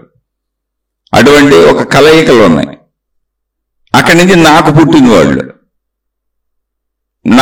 వాళ్ళు అన్నప్పుడు ఇంకా నా సొంత వాళ్ళు. ఇక్కడ ఏమైంది? ఇప్పుడు ఇది ఎందుకు చెబుతున్నానంటే, నాలోనే కలిసిపోయిన నా వాళ్ళు అనేటువంటి అనుభవం కొత్తగా వచ్చింది. ఇది పాత వాటి కంటే గాఢంగా ఉంటుంది. అంటే తల్లిదండ్రుల నుంచి కంపేర్ చేసినప్పుడు గాఢంగా ఉంటుంది. తల్లిదండ్రులు పెంచిన వాళ్ళు మాత్రమే, జాగ్రత్తగా అర్థం చేసుకోవాలి, గాఢ అనుభవం ఉంటుంది. అక్కడి నుంచి నేను కన్నా నా పిల్లలు ఇంకా గాఢ అనుభవం ఉంటుంది. నేనే నా జీవిత భాగస్వామేమో నాలో వచ్చి కలిసి నాలో సగభాగం అయ్యారు. నా పిల్లలైతే నేనే. అదే చెప్పుకున్నాం, నా కుమారుడు, నా కుమార్తె, నా కుమారురాలు అని. ఇప్పుడు ఈ గాఢ అనుభవం వచ్చినాక వెనక అనుభవాలు ఏమన్నా మర్చిపోయామా? చిన్ననాటి స్నేహితులను మర్చిపోయామా? తల్లిదండ్రులను మర్చిపోయామా? తాత ముత్తాతలను మర్చిపోయామా? ఎవరిని మర్చిపోలేదుగా. వాళ్ళందరూ ఉన్నారు, ఎవరి స్థానాలు వాళ్ళకు ఉన్నాయిగా. కానీ ఏమైంది? నేను పెరుగుతూ వెళ్ళింది. పైగా నేను సొంతమై బాగా లోపల దూరిపోయి ఉంది నేనే అని. అదే కుటుంబం, భార్య పిల్లలు, భర్త పిల్లలు. ఇక్కడి నుంచి మళ్ళీ ఇంకా ముందుకు సాగుతూ నేను నాది సంపాదనలు సంపాదించుకుంటాం. ఈ సంపాదన కూడా మనలో కలిసిపోతూ ఉంటుంది, నాదైపోతూ ఉంటుంది. నా ఇల్లు, నా వాహనం, అంటే మన వాళ్ళ కోసం మనం కష్టపడి సంపాదించుకుంటాం. అదే తల్లిదండ్రులు సంపాదించినప్పుడు పెరిగినాక హక్కుగా వారసత్వంగా నాదే అనిపిస్తుంది, కానీ చిన్నదనంలో మనకు తెలియదు ఆ విషయం. కానీ మనం కష్టపడి సంపాదించింది తల్లిదండ్రులు ఇచ్చిన దానికంటే ఎక్కువగా నాది అనిపిస్తూ ఉంటుంది. ఎందుకంటే దాంట్లో మన కష్టం ఉంది, అది సంపాదించడానికి మనం ఉపయోగించిన తెలివి ఉంది. అంటే ఈ శరీర కదలికలు ఉన్నాయి, ఈ శరీర కదలికలకు ఫలితముగా లభించింది అది, ఆ నాది అనేదంతా. ఇది వచ్చి కలుస్తుంది. ఎన్ని ఈ నేనులో కలుస్తున్నా నేను వ్యాప్తి చెందుతూ ఉంది అనే సూత్రం చెప్పదలిచాను ఇక్కడ. అందుకని ఇవన్నీ గుర్తు చేస్తున్నా. ఇవన్నీ వచ్చి కలుస్తున్నప్పుడు పాత వాటిని మర్చిపోవటం ఏం లేదు, ఒకళ్ళు వదిలేయచ్చు కాలంలో. ఎవరి జీవితాలు వాళ్ళకి వచ్చినప్పుడు అన్నదమ్ములు, అక్క చెల్లెళ్ళు, ఎందుకని మనం కుటుంబ వ్యవస్థలు పెట్టుకున్నాం ఎవరికాళ్ళు, అలాగే చట్టపరమైనటువంటి హక్కులు పెట్టుకున్నాం, సంపాదనలు, డబ్బులు, పొలాలు, పుట్రలు, ఇళ్ళు అని. వాటి ప్రకారం ఎవరికాళ్ళు బతుకుతున్నట్టు అనిపించవచ్చు, కానీ మనసులోంచి ఎక్కడ తొలగిపోయేది లేదు. బాంధవ్యాలు నడుస్తూనే ఉంటాయి. అంటే సహజంగా ఏ శత్రుత్వాలు రాకుండా ఉంటే, నేను చెప్పేది సహజ జీవితం. అంటే వెనకటి విషయాలు ఎక్కడా కూడా నేనులోంచి పోలేదు అని చెప్పదలిచాను. అలా ముందుకు కొనసాగుతూ అది పెరుగుతూ వెళ్తా ఉంటుంది. తర్వాత మళ్ళీ నా పిల్లలు అనే వాళ్ళకి మళ్ళీ కోడళ్ళు వస్తారు, కొడుకులు కోడళ్ళు వస్తారు, కూతుళ్ళకి అల్లుళ్ళు వస్తారు, మళ్ళీ మనవాళ్ళు వస్తారు, మనవరాళ్ళు వస్తారు. ఇదంతా మళ్ళీ ఏమవుతుంది? నాని పెంచుకుంటూ వెళ్తా ఉంటుంది, నా వాళ్ళే అనిపిస్తూ ఉంటుంది. మళ్ళీ వాళ్ళకి వాళ్ళ సొంత జీవితాలు ఏర్పడతా ఉంటాయి. మళ్ళీ ఇక్కడ తల్లిదండ్రులుగా మనం కొంచెం దూరం జరుగుతాం, కానీ ఆ పాత నేనులో అన్నీ ఉంటాయి. నా తల్లిదండ్రులతో మొదలైన నేనులో మళ్ళీ నా పిల్లలకి నేను నా తల్లిదండ్రులై నా మనవాళ్ళు మనవరాళ్ళు చూస్తున్నా కూడా అది కొనసాగుతూనే ఎక్స్టెన్షన్తో ఉంటుంది. పాత ఏమది పోగొట్టుకోదు, అది నేను చెప్పదలిచింది ఇక్కడ. అలాగే సేమ్ నేనని ఈ శరీరంతో మనం బతుకుతున్నప్పుడు అనంత ఆత్మశక్తి భావన అనేది ఒక భావన, గాఢ భావనగా అది అనుభవం చేయనిది. ఇప్పుడు మనం మాట్లాడుకుంటున్నప్పుడు మాత్రం అది భావనే. ఆ భావన ఒకటి గుర్తుపెట్టుకొని ఆ భావనతో బతికేస్తే సరిపోతుందా అని అడిగారు. అంటే అసలు సరిపోతుందా అని అడిగామంటేనే సరిపోదని అర్థం. ఇంకేం సరిపోతే ప్రశ్నే పుట్టదు, ఆ సంపూర్ణత వచ్చేస్తుంది. కాదు, మనం భావన అంతే. భావన ఎప్పుడైతే అనుభవం అయిపోయిందో, అంటే ఆ భావన పూర్ణంగా మనకు వచ్చేసిందో, అంటే నాకు భార్య వస్తుంది అనే భావనలో ఉన్నాం, నాకు పిల్లలు పుడతారు అనే భావనలో ఉన్నాం, నాకు భర్త వస్తాడనే భావనలో ఉన్నాం. నిజంగా భార్య వచ్చేసింది, భర్త వచ్చేసారు, పిల్లలు వచ్చేసారు, నిజంగా జరిగిపోయింది ఇదంతా. వాళ్ళందరూ వచ్చేసారు, ఇప్పుడు నాలో కలిసిపోయారు. అప్పుడు ఏమైంది? నాకు జీవిత భాగస్వామి ఉన్నారు, నాకు పిల్లలు ఉన్నారని బాధ్యత వచ్చేసింది మన లోపల. నా వాళ్ళని నేను జాగ్రత్తగా కాపాడుకోవాలి జీవన పర్యంతము అని. ఇప్పుడు వాళ్ళు నేను ఒకటే. నేను అన్నం తినబోతే నాకు అన్నం తినలేదు అనేటువంటి బాధ, నా వాళ్ళకి దొరక్కపోతే అంతకంటే అయ్యో నా వాళ్ళు తినలేదని ఇంకా ఎక్కువ బాధ. అదేమైంది? ఇప్పుడు నాకు నా వాళ్ళు రావటం వలన నాలో కొత్త గుణాలు సంక్రమించినాయి. నాకు నా తల్లిదండ్రులు ఉన్నారన్నప్పుడు నా తల్లిదండ్రులు ఉన్నారు, నాకేంటని ఆడుకొని పాడుకొని ఇంటికి వచ్చి పడుకుని ఒక ధైర్యం వచ్చింది. నా అన్నదమ్ములు అక్క చెల్లెళ్ళు ఉన్నప్పుడు అబ్బో నా వాళ్ళు నా సొంత వాళ్ళు 10 మంది ఉన్నారని ఆడుకుంటూ పాడుకుంటూ తిరిగా. నా వాళ్ళుగా నా భార్య పిల్లలు, నా భర్త పిల్లలు వచ్చేటప్పటికి బాధ్యత వచ్చింది, బరువు వచ్చింది, భయం వచ్చింది, ఆనందం వచ్చింది, సంతోషం వచ్చింది. ఎంతకు ముందు వచ్చింది దానికంటే అన్ని ఎక్కువ వచ్చినాయి. ఎందుకంటే అది నేనే అయిపోయాను కనుక. అవి వచ్చేస్తాయి, ఒకదానికొకటి వస్తాయి. అలాగే అనంతాత్మశక్తి ఎరుకొచ్చినప్పుడు ఏకత్వ భావన వచ్చేస్తుంది. ఆ ఏకత్వ భావన ఎలా ఉంటుంది అంటే అసలు విరోధము విద్వేషం అనేదే ఉండదు. అలాంటి ఒక అద్భుత ఏకత్వ భావన వచ్చేస్తుంది. అవి వస్తుంది, అది మేము అనుభవించామని మహాత్ములు క్లారిటీగా చెప్పారు. అసలు ఎవరి మీద విరోధ భావన పుట్టదు, విద్వేష భావన పుట్టదు, శత్రుత్వ భావన పుట్టదు. పుడితే గిడితే ప్రేమ భావన పుడుతుంది. కాదు, ఎవరైనా ఒకవేళ మనకి హాని చేస్తున్నారు, నువ్వు జీవన్ముక్తుడు, నువ్వు జీవన్ముక్తురాలివి, నీకు ఒకవేళ ఎవరైనా హాని చేస్తున్నారు అంటే పాపం వాళ్ళకి తెలియక హాని చేస్తున్నారు అని విషపు జంతువులకి ఎలా అయితే, క్రూర జంతువులకి ఎలా అయితే తప్పించుకొని దూరంగా బతుకుతామో అలా తప్పించుకొని దూరంగా ఉంటారు జీవన్ముక్తులైన. అంతే హాని చేయరు, ఎవరికి హాని ఏం చేసేరు. ఎవరిని ఇబ్బంది పెట్టి బాధ పెట్టి వాళ్ళని నష్టపరిచి కష్టపరిచి చేయరు. అలా రమణ భగవానుల జీవితంలో ఎన్నో జరిగినాయి. ఎంతోమంది ఆయన్ని ఇబ్బంది పెట్టారు, బాధ పెట్టారు. ఎవరిని ఏం అనలేదు ఆయన. చెడ్డ పనులు చేసిన వాళ్ళు, భౌతికంగా చెడ్డ పనులు చేసిన వాళ్ళు ఎంతోమంది ఆయన దగ్గరికి వచ్చి కూర్చున్నారు. ఎవరిని ఏనాడు కామెంట్ చేయలేదు ఆయన. ఎందుకంటే ఏకశక్తి భావన ఉంది. శరీరపరంగా ఆయన ఉన్నారు. శరీరపరమైన విషయాలు మర్చిపోము. ఎలా మర్చిపోమండి? చిన్నప్పటి నుంచి వచ్చిన తల్లిదండ్రులు, అన్నదమ్ములు, అక్క చెల్లెలు, స్నేహితులు, బంధుమిత్రులు, వాళ్ళందరినీ ఎలా అయితే వివాహం అయినాక మర్చిపోము, నా సొంత భార్య పిల్లలు నాకు ఏర్పడినాక ఎలా మర్చిపోము, అలా అప్పుడు కూడా మర్చిపోము. ఇది గుర్తుంది, అది గుర్తుంది. ఇది అధిక బాధ్యత అయింది. ఇప్పుడు నా బాధ్యత. ఒకవేళ తల్లిదండ్రులకి అన్ని సమకూరులు ఉన్నాయి, నాయన నువ్వు మమ్మల్ని చూడక్కర్లేదు అన్నారు, మాకు అన్ని ఏర్పాట్లు ఉన్నాయి అన్నారు, మేము ఊరు వదిలిపెట్టి రామన్నారు, నువ్వేదో నీ వృత్తి వ్యాపార ఉద్యోగాలు చేసుకుంటే ఎక్కడెక్కడ తిరుగుతున్నావు, నీ దారి నువ్వు పర్వాలేదు, మేము హ్యాపీగా ఉంటాం అన్నారు. లేదా కొంతమంది తల్లిదండ్రులకి పిల్లలకి పడదు, అసలు ఆధారత ఉండదు, పడదు. అప్పుడు ఆయన దారిని వెళ్ళిపోయి చక్క నా బాధ్యతలు ఏంటంటే నా కుటుంబం చూసుకుంటారు. ఇక్కడ భార్య పిల్లల్ని వదలటం కుదరదు, భర్త పిల్లల్ని వదలటం కుదరదు, దాన్ని అధర్మము అని చెప్పారు. తల్లిదండ్రుల్ని వదలటం కూడా అధర్మమే అని చెప్పారు. కానీ నువ్వు అక్కర్లేని తల్లిదండ్రులతో ప్రాబ్లం లేదు, అది అధర్మం అవదు. మిగిలిన అసలు ఇక్కడ ధర్మాలు లేవు. ఎవరికి మంచి చేయడమే ఉంది మిగిలిందని. అన్నదమ్ములు, అక్క చెల్లెళ్ళు ఎవరికాళ్ళు స్థిరపడిపోయినాక నువ్వు చేయగలిగిన సాయం చేయటమే. చేయగలిగిన స్థితిలో ఉంటే తప్పకుండా చేయి. బయట వాళ్ళకైనా చేయి, ఇంట్లో వాళ్ళకైనా చేయి. అది ఆధ్యాత్మికతలో ఒక భాగం. ఎలా అయితే ఈ పూర్వపు జీవితాన్ని వివాహ జీవితం తర్వాత మరిచిపోకుండా కంటిన్యూ అవుతూ తన వైవాహిక జీవితం తర్వాత వచ్చేటువంటి మార్పులన్నింటినీ తానుగానే భావించుకుంటూ బాధ్యతాయుతంగా చివరి వరకు, మరణం వరకు ఎలా వెళ్ళిపోతారో, ఎలా మొదటివి కూడా అన్ని గుర్తుంటాయో, అలాగే అనంతాత్మశక్తి ఎరుక కలిగినాక, అనంతాత్మశక్తి ఎరుక ఏకత్వ భావంతో కలిగి ఉంటది. ఇప్పటి నుంచి అది కొత్త జీవితం అయిపోద్ది. అదే జీవన్ముక్త జీవితం. అంటే వైవాహిక జీవితం తర్వాత నుంచి నా జీవిత భాగస్వామి, నా పిల్లలనే కొత్త జీవితం ఎలా అయిపోయిందో అలా అయిపోద్ది. అది కొత్త జీవితం అయిపోద్ది, జీవన్ముక్త జీవితం అయిపోద్ది. అప్పుడు ఏమవుతుంది? ఆటోమేటిక్ గా జీవితం అంటే నా శరీరం పట్ల నాకు ఉండేటువంటి అధికమైనటువంటి లాలసలన్నీ తగ్గిపోతాయి. శరీరమే నేను అనుకున్నప్పుడు ఉండే అధికత ఒకటి ఉంటుంది. శరీరమే నేను అనుకున్నప్పుడు అధికతలో ముఖ్య భాగం ఏంటంటే మరణము. ఇది శిథిలమైపోద్ది. కాబట్టి మూల మరణ భయం ఉంటుంది. అందువలన ఆ మరణ భయం బ్రతకాలన్నటువంటి ఆరాటాన్ని పెంచుద్ది. నేను బ్రతుకుండాలి అంటే బ్రతుకు సంపాదించుకోవాలి, నా అవసరాలన్నీ తీర్చుకోవాలి, నాకే అనారోగ్యం వస్తే అట్టగు, నాకు ప్రాబ్లమ్స్ వస్తే అట్టగు, నా వాళ్ళకి వస్తే అట్టగు. ఈ మూల భయం, మరణ భయం వీటిని అన్నింటినీ చెబుతూ ఉంటుంది. అందుకని చిన్న అనారోగ్యం వచ్చినా భయంగా ఉంటుంది. దీనికి తోడు అలాగూ సంపాదించుకుంటూ మనం రక్షించుకోవాలని ప్రయత్నించుకుంటాం. దేనికి తోడు అనుభవించిన విషయాలు కోరికలుగా మలిచిపోతూ ఉంటాయి.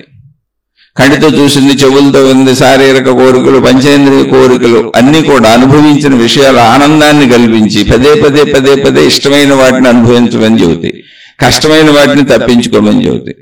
మళ్ళీ అనుభవించాలంటే వాటికి ధనం కావాలి, అందుకని వాటి కోసం మళ్ళీ బరువులు పెడతాం. అంటే శరీరమే నేనన్న భావన ఇంద్రియాలకు ఎప్పుడు మన ఆధీనుల్ని చేసేస్తుంది, ఎప్పుడు కూడా సంబంధ బాంధవ్యాలకు ఆధీనుల్ని చేసేస్తుంది, వాటికి లోబడి జీవించేలా ఉంటుంది. ఎందుకని శరీరమే నేను అనుకున్నప్పుడు నాకు రక్షణ నా వాళ్లే, నేను లేకపోతే నా వాళ్ళు లేరు, నా వాళ్ళు లేకపోతే నేను నా వాళ్ళు బాగుండాలంటే నావి నాది అనే సంపదలన్నీ ఉండాలి, వస్తువులన్నీ ఉండాలి, విషయాలన్నీ ఉండాలి, పిన్నిసైన సంపదల్లోకి వచ్చేస్తుంది. కనుక ఇదే మొత్తం జీవితంగా గడిపేస్తాం పరిమిత భావంలో శరీరం నేను అన్నప్పుడు. ఎప్పుడైతే నేను శక్తిని నేను అని తెలిసిందో ఈ అధికత అంతా నశించిపోద్ది, ఇందులో ఆధిక్యత నశించిపోద్ది, మూల మరణ భయం ఎగిరిపోద్ది. శక్తి మరణించదు, మరణించని శక్తిని నేను.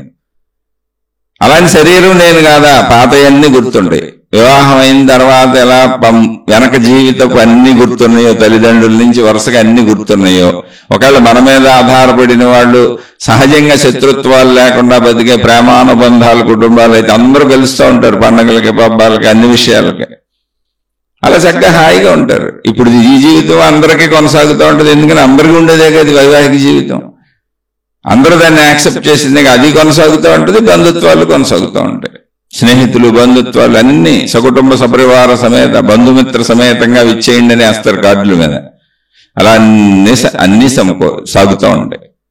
అయితే ఇక్కడ ఏం జరిగింది, ఆత్మశక్తి ఎరుక అన్నప్పుడు అది ఏకత్వము, అనేకత్వంగా కనబడుతున్న ఈ సృష్టికి ఆధారమై, అన్నింటికీ ఆధారమై, అన్నింటిలో ప్రాణశక్తిగా ఉన్న ఆ శక్తి పేరు ఏకత్వంలో ఆత్మశక్తి. ఇది కూడా పేరే, పెట్టబడిన పేరు. దాని గురించి మాట్లాడుకున్నాం కనుక ఆత్మజ్ఞానము. అప్పుడు ఆ ఏకత్వ భావన నీలో పూర్ణత అవుతుంది. అంటే వైవాహిక జీవితం తర్వాత నా జీవిత భాగస్వామి, నా పిల్లలు, మేమందరం బతకడానికి అవసరమైన మా ఆస్తిపాస్తులు అంటే నావి, మిగిలిన ఉండొచ్చు తల్లిదండ్రులు ఇప్పుడు బిడ్డలందరికీ తల కొంచెం ఇచ్చారనుకోండి, అందులో నాదేగా నాకు ముఖ్యం. అలా అందులో నా ఆస్తిపాస్తులు నా వాళ్ళు అంటే నేను నాది నా వాళ్ళు ముఖ్యమవుద్దే మామూలుగా వైవాహిక జీవితం తర్వాత. ఇప్పుడు జీవన్ముక్త స్థితి వచ్చేటప్పటికి జీవన్ముక్త స్థితి ఏకత్వం ముఖ్యమవుతుంది. నేను శరీరము అన్నది శారీరక పరమైన అవసరముల నిమిత్తము జీవించటం అవుతుంది. అంటే ఎవరి జీవితాలకు వాళ్ళకి వచ్చేసినాయి. సపోజ్ తల్లిదండ్రులు ఉన్నారు, వాళ్ళకి మనం ఏమి మన మీద ఆధారపడలేరు, ఆరోగ్యం బాగుంది, చక్కగా ఉన్నారు, వాళ్ళ డబ్బులు వాళ్ళకే ఉన్నాయి, పిల్లలకి ఏదో ఇవ్వాల్సింది ఇచ్చి వాళ్ళకి ఎంత ఉంచుకున్నారు, హ్యాపీగా ఉన్నారు.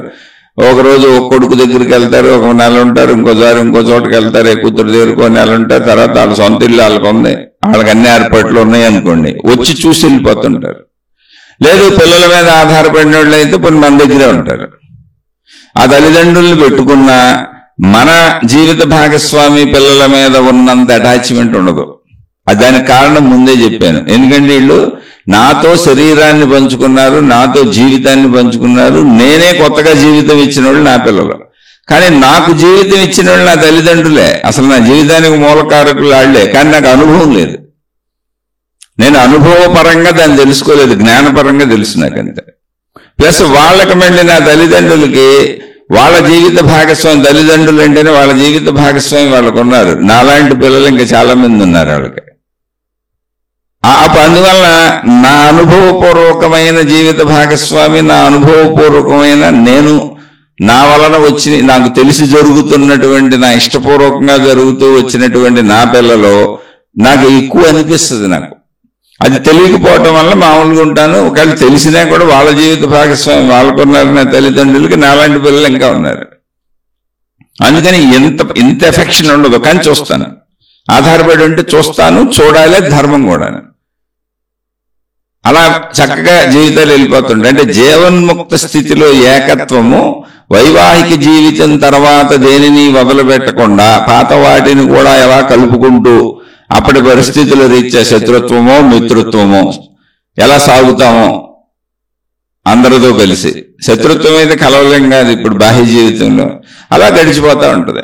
అలాగే ఇక్కడ ఏకత్వ భావన జీవన్ముక్త స్థితిలో సెటిల్మెంట్ అయిపోతుంది. ఎన్ని గొడవలు జరిగినా నా జీవిత భాగస్వామి నేను, నా పిల్లలు కలిసి ఉండాల్సిందే, వాళ్ళని చూడాల్సిందే, వాళ్ళకి అన్ని చేయాల్సిందే. అక్కడ కూడా ఎన్ని గొడవలైనా ఉండొచ్చు, కానీ అది బాధ్యతగా ఫీల్ అవుతాం. అది సమాజం కూడా బాధ్యత అని చెప్పుద్ది. అన్నీ ఉన్న తల్లిదండ్రుల్ని చూడక్కర్లేదు, మేము రావంటే సమాజం తప్పని చెప్పదు. అప్పుడప్పుడు చుట్టం చూపుకెళ్ళి చూసి వస్తాం. మేము రాము, మా ఊర్లోనే ఉంటాం, మీతో మేము అక్కడ తిరుగుతాం, అక్కడ మాకు తోయట్లేదని బోల్డ్ మంది తల్లిదండ్రులు వాళ్ళ ఊళ్ళల్లో ఉన్నోళ్ళు ఉంటారు. పిల్లలు డబ్బులు పంపుతూ ఉంటారు ఒకవేళ అవసరమైతే. దాని సమాజం తప్పు పట్టదు. నిజంగా ఆధారపడి ఉండి మీతోనే ఉంటాము, మేము మీ మీద ఆధారపడి ఉన్నాము, మిమ్మల్ని వదిలి మేము బతకలేము అన్న తల్లిదండ్రుల్ని వదిలితే మహాపాపము, మహాపాపము, మహాపాపము. ముందే చెబుతున్నాను. అది వ్యవహారపరంగా అది. ఇక్కడ మనం స్థితులు అర్థం అవడానికి మాట్లాడుకుంటున్నాం కాబట్టి ఆ ఏకత్వ స్థితి అంటే ఇది ఎందుకు చెబుతున్నాయంటే, ఇప్పుడు చాలా మంది వినేసి రోజు నాకు అర్థమైపోయిందని అనుకుంటూ ఉంటాం. నేను 35 ఏళ్ళ నుంచి ఇది చదువుకుంటూ వింటూ అర్థమైందని నేను అనుకోవట్లేదులే. నేను అర్థం అవడం అంటే మామూలుగా అర్థమైంది అనుకుంటున్నా, కానీ అనుభవం కాలేదన్న వివరణ నాకు బాగా తెలుసు. అందుకని మీతో శీర్షికలు పంచుకుంటున్నాను, ఈ శీర్షికలు చెప్పగలుగుతున్నా. అర్థం అవటం వేరు, అనుభవం అవటం వేరు. అనుభవం అవటం అంటే ఎలాంటిదంటే, ఇప్పుడు ఈ శరీరంలో నా చెయ్యి, నా కాలు, నా చేతులు, నా కళ్ళు, నా చెవులు, నా ముక్కు, నా శరీర భాగాలన్నీ నాకు అనుభవాలు. నేను నా కాళ్ళని నరుక్కోనుగా, నా చేతిని నేను నరుక్కోనుగా, పైగా రక్షించుకుంటానుగా. వీటికి ఏదైనా ప్రమాదం వస్తుంటే అన్నిటినీ రక్షించుకుంటా, శరీర అవయవాలు అన్నింటినీ. నన్ను నేను సంపూర్ణంగా ఏకంగా భావించుకుంటా, విడివిడిగా భావించుకున్నాను. అలాగే ఏకశక్తి భావన కలిగినప్పుడు సృష్టిలో ఉండేటువంటి భావన, నా శరీరం మొత్తం నాకు ఏకంగా ఎలా అనిపిస్తుందో మొత్తం శక్తిగా ఏకమైనటువంటి భావన నాకు ఉంటుంది. నేనే మొత్తం సృష్టి అంతా. అలానే శరీర భిన్నత తెలియదా? ఇంతకు ముందుదంటే మొత్తం తెలుసు. దుర్మార్గులకు దూరంగా ఉంటారు, మేలకుండా ఉంటారు. విషపు పురుగులు అయితే తప్పుకొని పక్క నుంచి వెళ్ళిపోతారు, కానీ వాడిని కక్షగట్టి చంపేయాలని వాళ్ళు ఏమనుకోరు. అసలు ఎవరి మీద కక్ష ఉండదు, ఎందుకని శక్తిపరంగా ఏకభావన ఉంది అక్కడ. కానీ శరీరపరంగా ఇంతకు ముందు ఎలా ప్రవర్తించారో అలాగే ప్రవర్తిస్తారు, కానీ గాఢత తగ్గిపోతుంది. కోరిక అవ్వదు, అవసరాలు తీర్చుకుంటారు. మనకు అవసరం కోరిక అవుతుంది. నేను శరీరం అన్న భావంలో ఉన్నప్పుడు, శక్తిని నేనని తెలియనప్పుడు. మరణ భయం ఉండదు, మరణ భయం పోతుంది, ఎందుకంటే శక్తికి మరణమే లేదు. శరీరాలు రావటం పోవటం మరణించడం సహజము అనేటువంటి ఒక సహజత్వ స్థితి వచ్చి, ఇది మరణం కూడా మరణం కాదు, మళ్ళీ ఇవన్నీ శక్తిలోనే కలిసిపోతాయి, శరీరాలన్నీ శక్తి నుంచి వచ్చి శక్తిలో కలిసిపోతున్నటువంటి ఒక కదలికలు మాత్రమే అనేటువంటి ఆ జ్ఞానం తెలియకపోతే శక్తి భావన రాదు. కాబట్టి భావనలో ఉండటం కాదు, భావనానుభవం. నా చెయ్యి నాకు ఎలా అనుభవం, నా కాలు నాకు ఎలా అనుభవం, నా శరీరం నాకు ఎలా అనుభవమో, ఇది నేనే అనుకోని దాన్ని అనుభవిస్తూ నేనే భావించుకుంటూ ఎలా తిరుగుతున్నానో అలా నేను శక్తిని అనేటువంటి అంత స్పష్టమైన భావన అనుభవంగా రావాలి. భావన తెలియటం కాదు, భావన మాటలతో తెలుస్తుంది, పుస్తకాలు చదువుకుంటూ తెలుస్తుంది, కానీ శరీర భావంలోనే 100% శరీరం నేనన్న అనుభవ భావంతో జీవిస్తాం. జీవన్ముక్తులు శక్తి భావన అనుభవంగా తెలిసిన వాళ్ళకి 100% నేను శరీరము ఏకశక్తిని, ఏక శరీరం ఎలాగో కాళ్ళు చేతులు ముక్కు కన్ను చెవులు అన్ని కలిపితే ఏక శరీరం ఎలాగో ఏకశక్తిని అన్న భావనలో వెళ్ళిపోతారు. ఒకవేళ ఆ భావన గాఢత చెందితే వాళ్ళకి అసలు సృష్టిని మర్చిపోతారు. గాఢ నిద్రలో మనం సృష్టిని మర్చిపోయినట్టు, అంటే వాళ్ళ సొంత శరీరాన్ని కూడా మర్చిపోతారు. అలా రమణ భగవానులు తమ సొంత శరీరాన్ని కూడా మర్చిపోయి పురుగులు కొడుతున్నా, తేళ్లు కొడుతున్నా, జరులు కొడుతున్నా, ఆయన కూర్చొని పద్మాసనం వేసుకుని ఆ కొండబోహల్లో చెట్లు కింద కూర్చున్నప్పుడు, అరణ్యాలను ఎక్కడ పడితే అక్కడ కూర్చున్నప్పుడు కింద నుంచి రక్తం కారిపోతూ ఆయన మీద చీమలు పాకుతూ చెదలు పుట్టలు కడుతుంటే పాపం ఆయన చనిపోతాడేమోనని అక్కడ గొర్రెలు కాచుకునేవాళ్ళు, గేదెలు కాచుకునేవాళ్ళు, అక్కడ పొలాలు ఏరుకోవడానికి వచ్చిన వాళ్ళందరూ కూడా చూసి ఈయన ఎవరో మహానుభావుడు లాగా ఉన్నాడని అతి చిన్న వయసులో, ఏంటి 20 ఏళ్ళకి లోబడిన వయసులో, ఆయన 14-15 ఏళ్ళకి వచ్చారు. అక్కడ ఆ వయసులో ఆయనకి స్పృహ తెలియట్లేదని ఆ ప్రదేశాలు శుభ్రం చేసి ఆయనకి పాపం ఆ రక్తాలన్నీ తుడిచి అక్కడ పురుగులు వచ్చి ఆయన్ని కుట్టకుండా అదంతా శుభ్రం చేసి చక్కగా బ్లీచింగ్ లాంటివి జల్లి మొక్కలై కొట్టేసి ఆ ప్రదేశాన్ని బాగా శుభ్రం చేసి సమతలం చేసి పెద్ద పళ్ళెం పెట్టి ఆ పళ్ళెంలో నీళ్లు పోసి ఆ నీళ్లు పోసినటువంటి పళ్ళెంలో మళ్ళీ ఒక బల్ల పెట్టి, అంటే ఏంటి చీమలు గేమలు పురుగులు అందులోకి వెళ్లకుండా ఆ బల్ల మీద ఈయన్ని కూర్చోబెట్టి ఆ బల్ల మీద మళ్ళీ ఈయన్ని కూర్చోబెట్టి అలా గోడ కానించి వెళ్ళిపోయేవాళ్ళు. మళ్ళీ వచ్చి రేపు చూసేవాళ్ళు. కొంతమంది తట్టి లేపి ఆయనకి భోజనం పెట్టేవాళ్ళు. అలా రమణ భగవానులు అనేటువంటి మహానుభావుడికి ప్రజలు సేవలు చేసి ఉండకపోతే, అంటే ఆ బుద్ధి పుట్టింది పాపం వాళ్ళకి. ఎవరెవరో వెతికి అన్నం పెట్టారు, ఆయనకి స్పృహ లేకపోతే కొట్టు పెట్టారు, లేపి మెలకు తెచ్చి పెట్టారు. లేదా కొంతమంది గౌరవంతో అక్కడే కూర్చున్నారు. ఆయన కళ్ళు తెరిచి ఎప్పుడు స్పృహ వస్తుందని చూస్తే ఆయనకి ఎప్పుడుగో 3-4 రోజులకు ఒకసారి స్పృహ వస్తే అన్నం తినిపించారు బలవంతంగా. అలా జరిగిన సందర్భాల్లోనే అలా జరుగుతుంది కూడా. ఆ జీవన్ముక్త స్థితిలో శరీర స్థితిని మర్చిపోయి గాఢత్వంలో అందులోకి వెళ్ళిపోయేది కూడా ఉంటుంది. అప్పుడు శరీరం శిథిలమవుతున్నా తెలియదు వాళ్ళకి. అయితే సహజంగా జీవన్ముక్త స్థితి ఒక సంపూర్ణతను పొందినప్పుడు శరీరాన్ని నిలుపుకుంటారు, జీవన్ముక్త స్థితి ఒకే సమయంలో 2 ఉంటాయి. తర్వాత రమణ మహర్షి అలాగే గడిపారు జీవితం మొత్తం. మెలకులోకి వచ్చేసారు 11 లేదా 14 ఏళ్ళు. అక్కడి నుంచి ఆయన మాట్లాడటం మొదలు పెట్టారు. ఈ 11 లేదా 14 ఏళ్ళు ఏదుందో ఇంకా ఆయన అలా మౌనంలో ఉండిపోయారు. అంతే, ఎవరితో మాట్లాడలేదు. నిరంతరం ఎక్కడ ఖాళీ దొరికితే అక్కడ ఏదో గుహలోకి వెళ్ళిపోయి, ఏదో చెట్టులోకి వెళ్ళిపోయి తన అనంత ఏకత్వ స్థితిలోకి లీనమై వెళ్ళిపోయాడు. శరీర స్పృహ కోల్పోయేవాళ్ళు. అసలు మాట్లాడలేదు. మౌన స్వామిని పిలిచేవాళ్ళు. ఆయన చూడటానికి తండోపతండాలకి జనాలు వచ్చేవాళ్ళు. ఎంత ధ్యాస లేని స్థితిలోకి ఆయన వెళ్ళిపోయారంటే, ఆయన కొండ గుహల్లో అక్కడక్కడ ఉండి ఆయన చూడటానికి తండోపతండాలుగా జనం వస్తుంటే ఒకడెవడో టికెట్ పెట్టి అమ్ముకున్నాడు ఆయన దర్శనాన్ని. ఆయనకు ఆ విషయం తెలియని కూడా తెలియదు. అలాంటి చర్యలు చాలా జరిగినాయి. అక్కడ సామాన్యులు చాలా మంది ఉంటారు. అలాంటి తర్వాత ఆయనకి తెలిసినాక కూడా ఆయన ఏం ఫీల్ అవ్వలేదు. అసలు దేనికి ఫీల్ అవ్వలేదు, దేనికి బాధపడలేదు. ఎందరో చాలా ఇబ్బంది పెట్టారు. ఆయన మీద ఈర్ష్యలు అసూయలు చెందిన వాళ్ళు ఉన్నారు, ఆయన బాధ పెట్టిన వాళ్ళు ఉన్నారు. జీవన్ముక్త స్థితి అలా ఉంటుంది. అయితే వాళ్ళకి దూరంగా ఉంటాం. ఎందుకని లోక వ్యవహారం తెలుసుగా ఇంతకు ముందు శరీరం ఉండగా. అంటే శారీరపరమైనటువంటి నేను, నాది, నా వాళ్ళు అనే భావాలు అన్నీ ఉంటాయి. కానీ ఆధిక్యత తగ్గుద్ది. ఎంత ఆధిక్యత ఏం తగ్గుద్ది? అవసరానికి మాత్రమే మిగిలి తగ్గే ఆధిక్యత ఏంటి అంటే, నా వాళ్ళ కోసం ఎవరికైనా ఏదైనా చేసేద్దాం, ఎవరినైనా మోసం అలాంటి అన్యాయాలు, అక్రమాలు, కుట్రలు, కుతంత్రాలు, చెడంతా పోతాయి. కేవలం మంచిగా బ్రతకడానికి అవసరమైన చేస్తారు, మంచి చేస్తారు. ఇలాగే సేమ్ రమణ మహర్షి లాగా బాంబే దగ్గర ఒక స్వామీజీ ఉన్నారు, నిసర్గదత్త మహారాజు అని. ఆయన చిన్న బీడి కొట్టు, ఆయనకి వ్యాపారం కూడా ఉంది, కుటుంబం ఉంది, బీడి కొట్టు వ్యాపారం అయింది. అలాంటి బీడి కొట్లు 3-4 ఉన్నాయో తెలీదు. ఆయన ఒక షాప్లో కూర్చుంటారు పొద్దున్నే. నిసర్గదత్త మహారాజు ఆయన పేరు. ఎంతోమంది ఫారినర్స్ కూడా వస్తారు ఆయన దగ్గరికి. కానీ ఆయన దినచర్య ఏంటంటే, ఆయన కూడా రమణ భగవాను లాగానే మొత్తం ఆత్మజ్ఞానమే.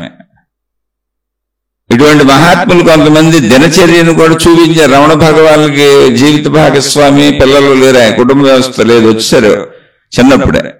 తర్వాత వాళ్ళ తల్లిగారు, వాళ్ళ కుటుంబ సభ్యులు వచ్చారు, అన్నదమ్ములు వాళ్ళంతా ఆయనతో పాటే ఉన్నారు. మన ఊరికి వీళ్ళ చరిత్ర వరకు రాస్తారు, వీళ్ళ చరిత్ర వరకు చెప్పుకుంటాం, వీళ్ళ చరిత్రలో ఉన్న ఘనమైనటువంటి విషయాలను చెప్పుకుంటాం, గొప్పవాటిని కాదు. వాళ్ళ తల్లిదండ్రులు వచ్చారు.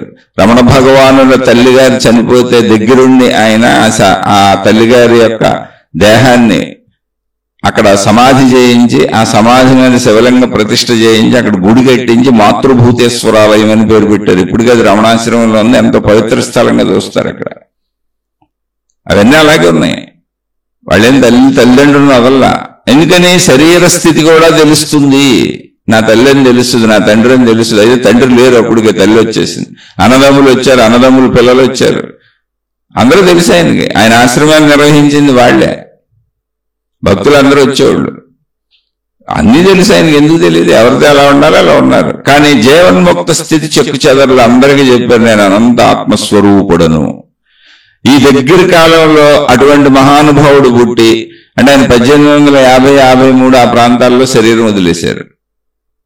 అటువంటి మహానుభావుడు పుట్టి మళ్ళీ ఆత్మ అనేటువంటి ఆత్మజ్ఞానం అనేటువంటి దాన్ని నిరూపించి చూపించిన మహానుభావుడు. ఆయన పేరు ఇప్పుడు ప్రపంచవ్యాప్తంగా తెలుసు.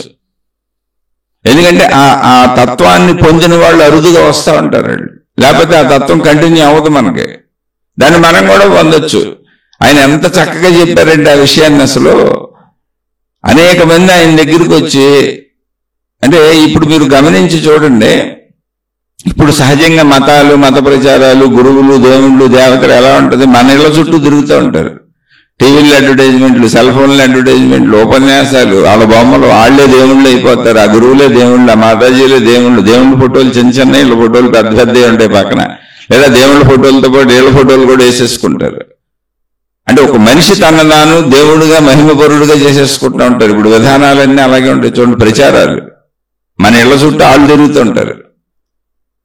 కానీ రమణ భగవానుడు లాంటి నిజమైన మహాత్ములు అసలు ఎక్కడ దేనికి వెళ్ళరు. వాళ్ళ చుట్టూ జనం తిరుగుతారు. అది కూడా తెలిస్తే, వాళ్ళ గురించి తెలిస్తే. దానికి ఆయన ఎంత చక్కగా చెప్పారండి. అనేక మంది వచ్చి ఆయన ఏదో ఒకటి అడుగుతుంటే, మామూలుగా ఇది స్వాముల మహిమలు, మాయలు, అద్భుతాలు అంటారు కదా స్వాములు అనగానే, ఆయన అన్నారు, నాయన అలాంటివి ఏమి ఉండవో, నాకు తెలుసు, నన్ను నేను తెలుసుకున్నాను. నేను ఈ శరీర పరిమితుడిని కాను, నేను అనంత ఆత్మశక్తి స్వరూపుడను. మీరు కూడా అంతే, ఎవరైనా అంతే. కానీ నా గురించి నాకు తెలిసింది, మీ గురించి మీకు తెలియలేదు, అంతే. మీరు తెలుసుకోవట్లేదు. అందుకని మీరు నేను ఈ శరీరం అంటారు కదా, నిజమైన నేను ఎవరో తెలుసుకోండి, మాలాంటి వాళ్ళతో పని లేదని చెప్పారు. నిన్ను నువ్వు తెలుసుకో, మాలాంటి వాళ్ళతో అసలు మీకు పనే లేదు, ఎందుకు అనవసరంగా మా చుట్టూ తిరుగుతారు అన్నారే. కానీ ఇప్పుడు ఉన్న వాళ్ళందరూ మా చుట్టూ తిరగండి, మీకు ఏదో చేస్తామని చెబుతారు. ఆత్మజ్ఞానం ఎంత రివర్స్ లో ఉందో చూడండి. సత్యం ఎప్పుడు అలాగే ఉంటుంది. సత్యాన్ని నువ్వు అన్వేషించాలి. నీ చుట్టూ తిరిగేది సత్యం కాదు. నీ చుట్టూ తిరిగే వాళ్ళందరూ డమ్మి దేవుళ్ళు. నిజమైన దేవుడు నీ చుట్టూ ఎందుకు తిరుగుతాడు? అసలు నీతో అవసరమే ఉంటుంది దేవుడికి. దేవుడో దైవశక్తో ఏ పేరుతో పిలుచుకో, నిజమైనటువంటి సత్యాన్ని నువ్వు అన్వేషించి, నువ్వు సాధించి, నువ్వు కనుగొనాలి. దాని చుట్టూ నువ్వు తిరగాలి. నీ చుట్టూ తిరిగేది నిజం కాదు, అబద్ధము. అది నిన్ను మోసం చేయడానికి, నిన్ను నమ్మించడానికి నీ చుట్టూ తిరుగుతూ ఉంటుంది. అదే మతమైనా పర్వాలేదు, ఏదైనా పర్వాలేదు, నీ చుట్టూ తిరుగుతుందంటేనే ఆ సత్యం. అది నిన్ను ఉద్ధరిస్తానని చెబుతూ ఉంటుంది. దాన్ని అది ఉద్ధరించుకుంటే చాలు. అదేమన్నా సబ్బా సరుఫా నీ మురుకు వదలగొడతానికి. ఆధ్యాత్మికం వేరు, భౌతికం వేరు. సబ్బులు సరుఫుల్లాగా ఆధ్యాత్మికలు ఏం అవసరం లేదు. నన్ను నేను తెలుసుకుంటే చాలు. ఒకవేళ నాలో చెడుగా కొట్టుకోవాలన్నా అది నాతోనే అవుద్ది. ఎందుకంటే నా లోపల ఏ చెడు ఉందో నాకు తప్పే ప్రపంచంలో ఎవరికి తెలియదు. నాలో ఏ చెడు ఉందనేది నాకు ఒక్కడికే తెలుస్తుంది, నాకు ఒక్కదానికే తెలుస్తుంది, ఎవరికి తెలియదు. అది తెలిసేలా సృష్టి లేదు. కాబట్టి నీ చుట్టూ తిరిగేది నిన్నేదో చేసేస్తామనేది పచ్చి అబద్ధం. నాకు కామెంట్లో కూడా పెడతా ఉంటారు. పాపం ఎందుకులే వాళ్ళ అనుభవాలు పెడతారు. పలానా గురువుల దగ్గరికి వెళ్ళాం, పలానా మాతాజీల దగ్గరికి వెళ్ళాం, మా జీవితం 25 ఏళ్ళు 30 ఏళ్ళు అక్కడ గడిచిపోయింది, మా జీవితం వృధా అయిపోయింది, వాళ్ళకి బోల్ డబ్బులు ఖర్చు పెట్టాం అని చెప్పి నేను చేసాం, మాకు మోక్షం వచ్చేసింది అన్నారు. ఏంటి మోక్షం రావడం అంటే ఇంతేనా, మాకేం అనుభవం లేదు కదా అని అడిగాం. మాలో చెడు గుణాలు ఏమి పోలేదు కదా అడిగాం. కాదు, మోక్షానికి సంబంధించినటువంటి ప్రక్రియలన్నీ మీకు జరిగిపోయినాయి, చేసేసాం, ఇక మీరు అలా జీవించడమే అని చెప్పారని ఇప్పుడు కూడా మీరు వెళ్ళి ఎత్తుక్కుంటే కామెంట్లో ఉంది. కానీ నాకు ఆ సంస్థలో ఆ గురువులు వాళ్ళతో నాకేం విరోధం ఉంది వాళ్ళ పేర్లు చెప్పడానికి. అది ఆ పేర్లు చెప్పచ్చు కూడా, ఎందుకంటే ఆ సంస్థలను పట్టుకున్నారు, వాళ్ళు దొంగలని తేలింది, పోలీసులకు దొరికారు. మీరు వెళ్ళి ఎత్తుక్కుంటే నా కామెంట్లో ఎలాంటి బోర్డు కనబడతాయి మీకు. అలా నిజంగా అటువంటి అనుభవాలు ఉన్నోళ్ళు పెట్టండి కామెంట్లు. వాళ్ళు పాపం పెట్టారు, ఇలా మోసపోయాము, ఇప్పుడు మీ శీర్షికలు విన్నాక నిజమైనటువంటి ఆత్మజ్ఞానం అంటే ఏంటో తెలుస్తుంది. వాళ్ళు ఊరిలో తీసుకెళ్లి మాకు పేర్లు పెట్టారు, ఆత్మజ్ఞానం అని, అయ్యని ఇయ్యని మోక్షం అని ఆ పేర్లు పెట్టి తీసుకెళ్లి డబ్బులు తీసుకొని మమ్మల్ని 4 రోజుల కోర్సులని 45 రోజుల కోర్సులని అలా కోర్సులు పెట్టి ఆ కోర్సుల్లో జాయిన్ చేసి మీకు వచ్చేసింది, మీరు పొందేశారని చెప్పేశారు. నాకు అసలు ఏమీ రాలేదు, ఏమీ లేదు, ఏదో చేశారు వాళ్ళు అని. అక్కడ ఏదో హోమాలని అయ్యని ఇయ్యని రకరకాల చర్యలు ఆ మతానుసారం అని నాకు కామెంట్లు పెడతా ఉంటారు. మీరు మీ జీవితాన్ని వృధా చేసుకోబాకండి, అదే చెబుతున్నా. సత్యాన్ని మీరే అన్వేషించుకోవాలి. దానికి మీకు సహకరించవచ్చు, ఉపకరించవచ్చు. పూర్వపు ఋషులు, మునులు, యోగులు చెప్పినటువంటి వాళ్ళ బోధలు అవి కూడా పుస్తకాల రూపంలో ఉన్నాయి. ఆ ముళ్ళు మహాత్ములు నిజమైన వాళ్ళు ఇప్పుడు ఉన్నారు, లేరు. రమణ మహర్షి అంటున్నా ఎక్కడ ఉన్నారు? ఆయన నిసర్గదత్త మహారాజు అన్న ఆయన శరీరం వదిలిపెట్టి వెళ్ళిపోయారు. ఇప్పుడు ఉన్నోళ్ళు నాకు తెలియదు మరి అంత నిజాయితీ పరులు. ఆ నిజాయితీ పరులు కాదు, చివరి రోజు వరకు ఎవరికీ తెలియదు ఇప్పుడు ఒకళ్ళు ఉన్నా కూడా. ఎందుకని చివరి రోజు వరకు శరీరం వదిలే వరకు వాళ్ళు ఏ తప్పు చేయకుండా ఉండాలి, ఏ డబ్బు ముట్టుకోకుండా ఉండాలి, ఏ స్త్రీ పురుషుల దాంట్లోకి వెళ్లకుండా ఉండాలి. నేను అనంత ఆత్మశక్తి స్వరూపుడనా అనే భావాన్ని చివరి రోజు వరకు మనకు చూపించాలి, నిరూపించి. వాళ్ళకి అంతర్గతంగా తెలుసు. అందుకని శరీరం ఉన్నంత వరకు చివరి నిమిషం వరకు అందరూ పడిపోయే అవకాశం ఉంటుంది. అలా పడిపోకుండా ఉన్న వాళ్ళ పేర్లు చెబుతున్నా నేను. అలా పడిపోకుండా ఉన్న వాళ్ళని ప్రపంచం గుర్తుపెట్టుకుంటుంది. పడిపోయిన వాళ్ళు ఆల్రెడీ పడిపోయారు, జైల్లోకి పోతారు, దొరికిపోతారు, ఇక్కడ దొరికిపోతారు వాళ్ళు. అందుకని మీరు ఇప్పుడు నమ్ముతున్న వాళ్ళందరూ నిజం అనుకోబాకండి. నాకు కామెంట్లు పెట్టిన వాళ్ళ తాలూకా వాళ్ళు దొరికేశారు, పోలీసులు పట్టుకున్నారు. ఇప్పుడు వాళ్ళ కార్యకలాపాలు చాలా తగ్గించేసుకున్నారు. వాళ్ళ దగ్గర కోటాను కోట్ల ఆస్తులు దొరికినాయి, బోర్డు దొరికినాయి. కానీ వాళ్ళని ఎంతమంది నమ్మారో, కోట్ల మంది నమ్మారు, లేకపోతే అంత ఆస్తులు కూడా రావుగా. అయితే నాకు అసలు అది సంబంధించిన విషయమే కాదు. ఎందుకంటే ఆశ ఉన్నోడు మోసపోతాడు, వివేకం లేనోడు మోసపోతాడు, జ్ఞానం లేనోడు మోసపోతాడు, బుద్ధి లేనోడు మోసపోతాడు. దొరికే చేప తప్పు కానీ చేపను పట్టుకునేవాడు తప్పు ఎక్కడుంది? ప్రపంచం ఎప్పుడు కూడా పులి మేక ఆటలు అని నడుస్తూ ఉంటుంది. సృష్టి ఆట అంతే. ఇందులో నువ్వు మేక అవ్వకూడదు, పులి అవ్వకూడదు. మేకై పులికి బలి అవ్వకూడదు, పులి మేకలను తినేయకూడదు. ఇందులో నువ్వు జ్ఞాని అవ్వాలి అంతే. ఎందుకంటే మనుషులం కాబట్టి. జ్ఞానం అయితే నా బతుకు నేను బతుకుతా, మీ బతుకు హాని కలిగించను, కుదిరితే సాయం చేస్తా, లేకపోతే మేలకుండా బతుకుతా. నా ఆత్మజ్ఞానానికి నేను వెళ్ళిపోతాను, ఆనందత్వాన్ని నేను తెలుసుకుంటా. పులి మేక ఆటలు ఎన్ని జన్మలు ఆడుకోను? నువ్వు ఎన్ని జన్మలు ఎత్తు, 1000 జన్మలు ఎత్తు, 1,00,000 జన్మలు ఎత్తు, కోట్ల జన్మలు ఎత్తు, పులి మేక ఆటలు ఎన్ని ఆడినా నువ్వు కర్మఫలాలు అనుభవిస్తూ ఉంటావు అంతే. అందుకని మీ జీవితాన్ని మీరు తీర్చిదిద్దుకోండి.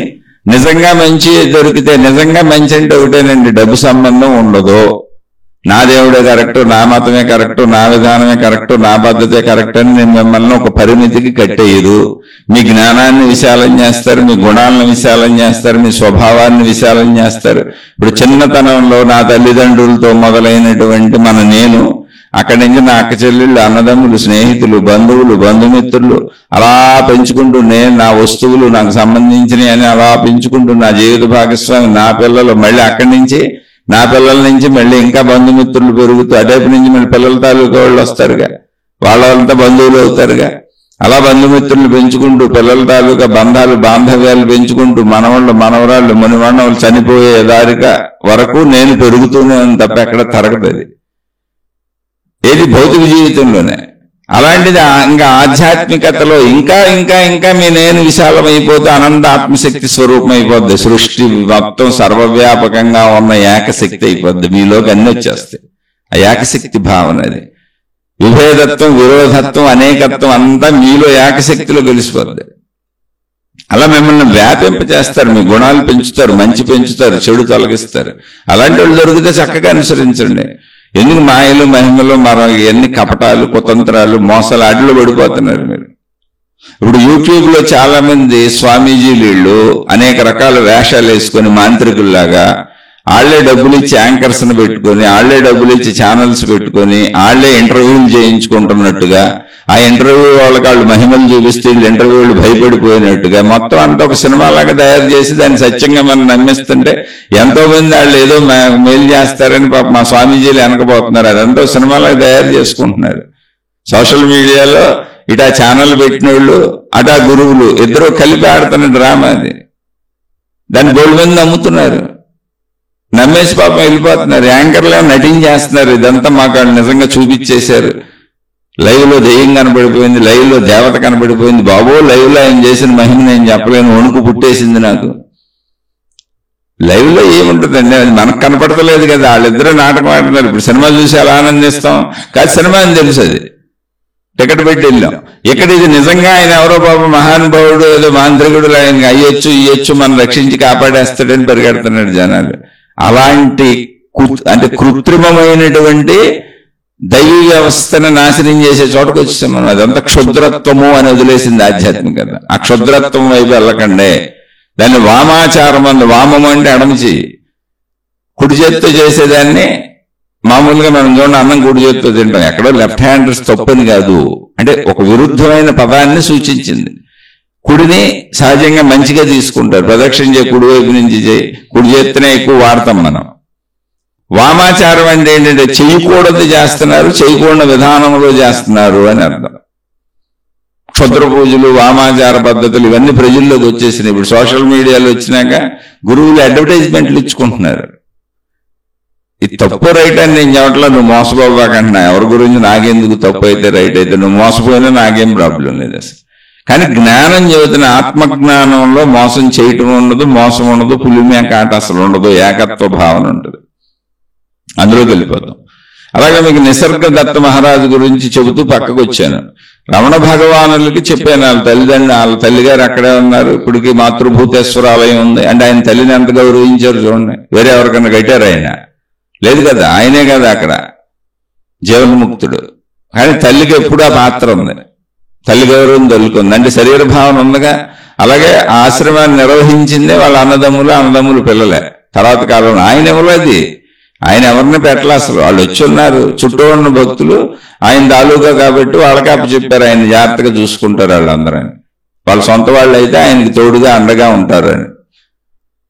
అలాగే జరిగింది చివరి వరకు.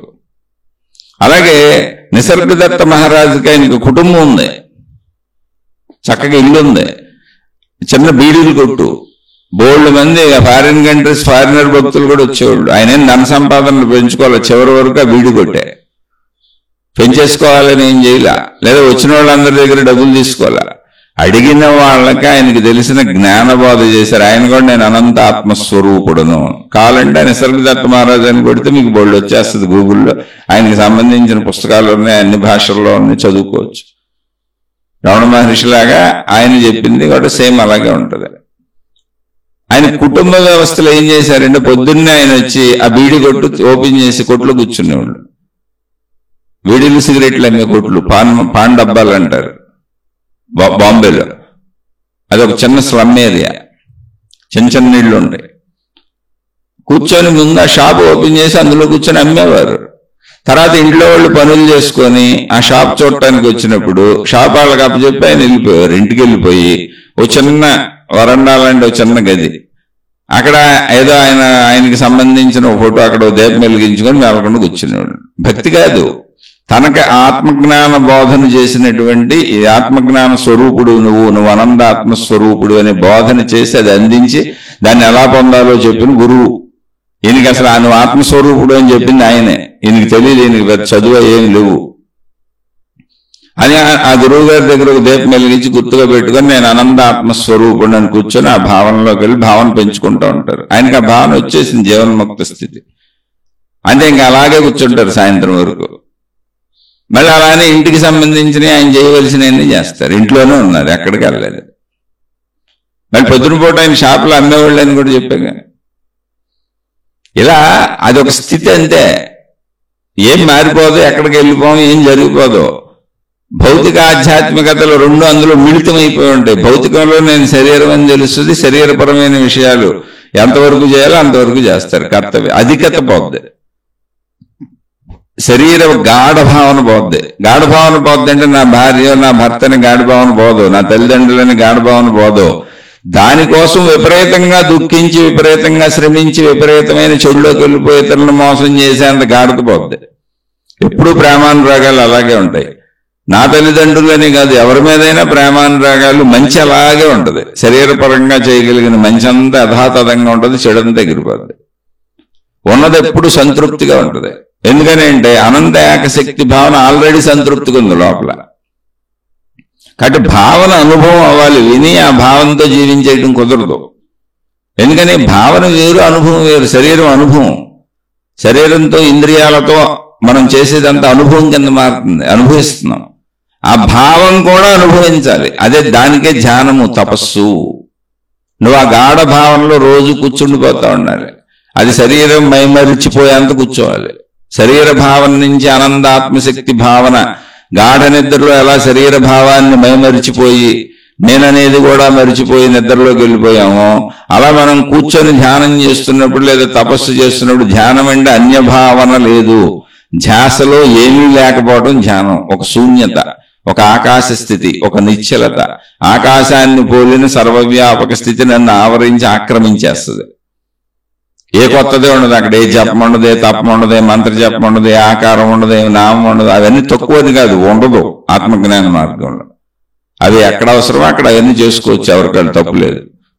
ఇక్కడ ఉండదు. అలా ఒక నిశ్చల నిర్మల ప్రశాంత ఆకాశ శూన్య భావనలో, అదే శక్తి భావనలో ఆకాశమే, ఇంకేం డౌట్ అక్కర్లే. మీకు మేఘాలతో నిండిన ఆకాశం కాదు, మన చుట్టూ ఉన్నటువంటి ఖాళీ అంతా ఆకాశమే. అలాంటి భావనలో ఉండిపోద్ది. గాఢ నిద్రా స్థితిలో నేను ఎలా లేదో అలా శరీర ఎరుకు లేకుండా హాయిగా ఉనికిలో ఉండిపోతాం. శరీర ఎరుకు లేకున్నప్పుడు గాఢ నిద్రలో మత్తుగా ఉంది మనకి. ఇక్కడ అలా ఎటువంటి మత్తు కాదు, ఉనికి భావన, సర్వవ్యాపక ఉనికి ఉంటుంది. అక్కడ ఉన్నానన్న ఉనికి ఉంటుంది, ఎరుకు ఉంటుంది, ఎరుకు భావన ఉంటుంది. మీకు పెద్ద చప్పుళ్ళు చేస్తే లేచిపోతారు మీరు. ఎరుకు తెలుస్తుంది. కానీ అసలు శరీరం నేను కాదు అనేటువంటి శరీర భావన లేని స్థితి మనకు అనుభవం అవుతూ ఉంటుంది. ఆకాశ స్థితి అనుభవం అవుతూ ఉంటుంది. ఎప్పుడు కావాలంటే అప్పుడు ఆ స్థితిలోకి వెళ్ళిపోగలను నేను. అందులోంచి మళ్ళీ శరీర స్థితిలోకి వచ్చేయగలను. ఎందుకంటే పంచేంద్రియాలు ఉన్నాయి, జ్ఞానం ఉంది, ఆల్రెడీ ఉంది శరీరం. కాబట్టి శరీర భావనలోకి వచ్చేయగలను. ఆల్రెడీ శక్తి అనుభవం అయింది కాబట్టి శక్తి భావనలోకి వెళ్ళిపోగలను. ఇప్పుడు శక్తి భావనలో నేను లీనమై ఉన్నప్పుడు నాకు శరీర భావన కలగచ్చు, మలమూత్ర విసర్జన భావన రావచ్చు. ఎందుకంటే దానంతటా అది వచ్చేది, ఆ టైంకి అది వచ్చేది. అందుకని సహజంగా ఏంటంటే ఇటువంటి యోగులు, మునులు, ఋషులందరూ వాటికి అంత కాలచక్రం ప్రకారం శరీర పనితీరుకో సమయాలు, సందర్భాలు పెట్టుకుంటారు. ఆ సమయంలో ఈ కాలకృత్యాలు తీర్చేసుకుంటారు. వాళ్ళు తినవలసిన ఆహారానికి టైం పెట్టుకుంటారు, తినేస్తారు. జీవిత కార్యాలు ఏమున్నాయో వాటికి టైములు పెట్టుకొని చేసేసుకుంటారు. మిగిలిన సమయం ఆ శక్తి భావనలో లీనమై ఉంటారు. ఆ భావం చెడకుండా చూసుకుంటారు, ఏకభావానికి వెళ్తారు. మళ్ళీ శరీర భావనలోకి వచ్చి తమ ధర్మాలు చేస్తారు. ఆ ధర్మం ఎక్కడ పోదు. అంటే ఒకవేళ భార్యాభర్తలు ఉంటాయని మళ్ళీ మీకు అంత పెద్ద డౌట్ రావచ్చు. భార్యాభర్తలు ఉంటే చక్కగా కాపురం చేసుకుంటారు. గౌతమ మహర్షి, మన వశిష్ఠ మహర్షి, ఇటువంటి మహానుభావులందరూ భార్యలతో కాపురాలు చేసి పిల్లల్ని కన్నారు. శ్రీరామచంద్రుడు 12-13 ఏళ్లకే ఆయన ఆత్మానుభవం పొంది జీవన్ముక్తుడైనటువంటి మహానుభావుడు. అదే యోగ వాసిష్టం అనే పేరును వచ్చిన గ్రంథం. అందులో రాముడికి వశిష్ఠ మహర్షి బోధించిన ఆత్మజ్ఞానమే ఉంటుంది. ఆయన పొందారు, సాధించుకున్నారు, తర్వాత పెళ్లి చేసుకున్నారు. ఆయన శ్రీరామచంద్రుడి జీవితం అంతా జీవన్ముక్త స్థితి తర్వాతదే. జీవన్ముక్త స్థితి ముందే పొందేశారు ఆయన. అది యోగ వాసిష్టంలో వస్తుంది, రామాయణంలో అది ఉండదు. రామాయణం ఆయన జీవితంతో స్టార్ట్ అవుతుంది. అందులో ఒక భాగం యోగ వాసిష్టం. యోగ వాసిష్టం మొత్తం ఆత్మజ్ఞానాన్ని చెప్పుద్ది. ఆయన ఆల్రెడీ పొందేశారు. పొందినప్పుడు ఒకటే గుర్తుపెట్టుకోండి, నేను అనంత ఆత్మశక్తి నేను తెలుస్తుంది. శరీరాన్ని ఇంతకు ముందే తెలుసు, అదేం పోదు. ఎట్టపోతే శరీరం ఉందిగా. అసలు నేను అనంత ఆత్మశక్తి నేను తెలుస్తున్నది కూడా శరీరంలోనే. శరీరం ఉంటేనే, శరీరం నాకు తెలియదు.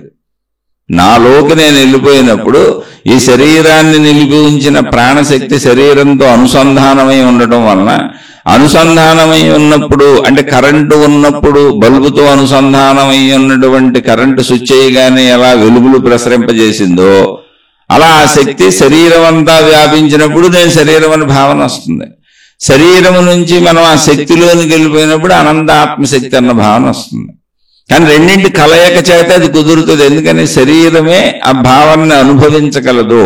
శరీరం లేని శక్తి భావాన్ని అనుభవించలేదు. శక్తి లేని శరీరము మరణించింది, పనిచేయలేదు. శక్తి లేని శరీరము అసలు అనుభవాలకు పనికిరాదు, మరణించింది, పనిచేయదు. శరీరము లేని శక్తి అనుభవాన్ని పొందలేదు. శక్తి ఉండొచ్చు కానీ అనుభవాన్ని పొందలేదు. అందుకని శరీరము శక్తుల మేలు కలయిక జీవన్ముక్త స్థితే నేను అనంతాత్మశక్తి నన్న అనుభవానికి ఆధారం. కాబట్టి రెండు స్థితులు తెలుస్తాయి, రెండు పోవు. అది ఆ భావంతో జీవించేయొచ్చా? కాదు.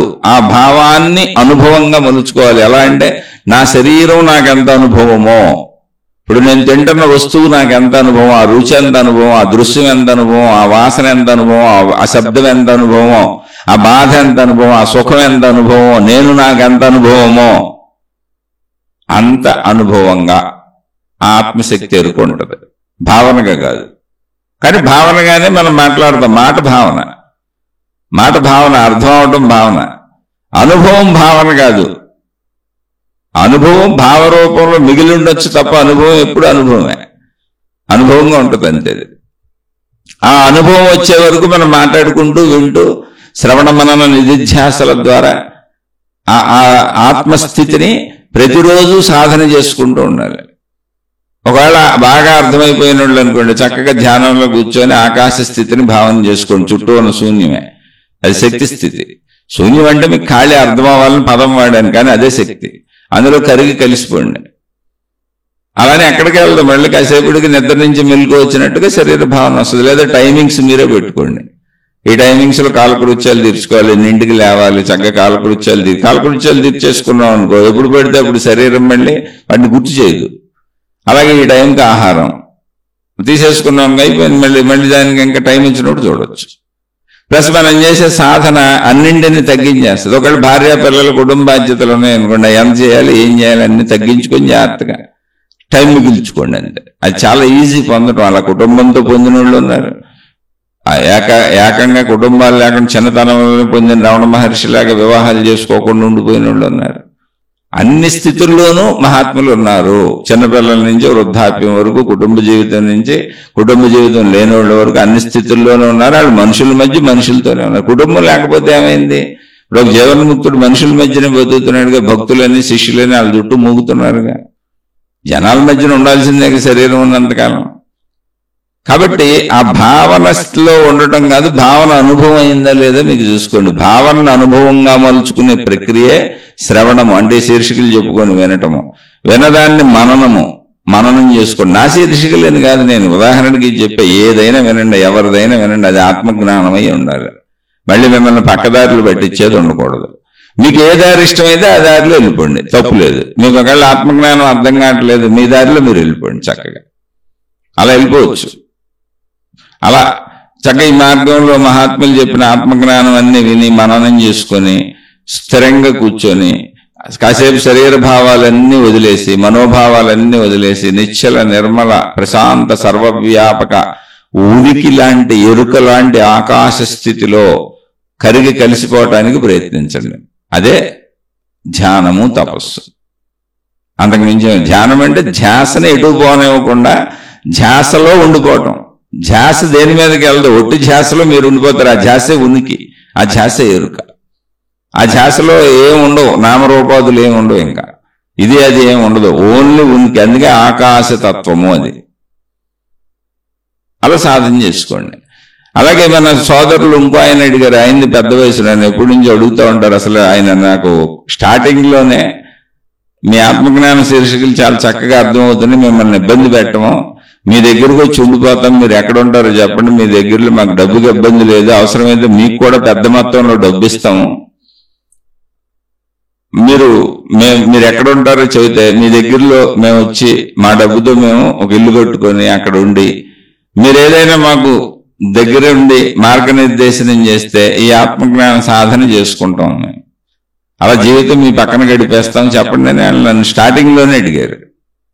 అయితే నేను చెప్పాను, మనిషి ప్రాధాన్యత కాదు, అది జ్ఞాన ప్రాధాన్యత. నీకు అర్థం అవడం, ఇంట్లో ఉన్న నువ్వు అడగొచ్చు, అలా ప్రశ్నే చెబుతాను, ఏముంది ఇంట్లో నువ్వు చేసుకో, నా దగ్గర ఉన్న నేను కొత్తగా చేసేది ఏముంది, ఏముండదు. చాలా మంది స్వాములు, గురువులు, మహాత్ములు, మహనీయులు, మాతాజీలు వీళ్ళు వెనకెందుకు పడతారంటే వాళ్ళ దగ్గర ఏదో మహిమలు మాయలు ఉన్నాయి అనుకుని. ఏం ఉండదు సార్, ఆత్మజ్ఞానం మామూలే. నా కుటుంబం ఉంది, నా భార్య ఉంది, నా పిల్లలు ఉన్నారు, నా ఇల్లు ఉంది, నాకు అనారోగ్యాలు ఉన్నాయి, ఆర్థిక బాధలు ఉన్నాయి, సామాజిక బాధలు ఉన్నాయి, నేను మీలాంటి మామూలు మనిషినే, నాకు షుగర్ ఉంది, జబ్బులు ఉన్నాయి, నాకు షుగర్ ఉంది, అసలు నాకు వేళకి తినపోతే నాకు ఆకలి వేస్తుంది, నీరసం వస్తుంది, వయసు 55 ఏళ్ళు దాటేసింది, ఇంకా నా పిల్లలు సెటిల్ అవ్వలేదు.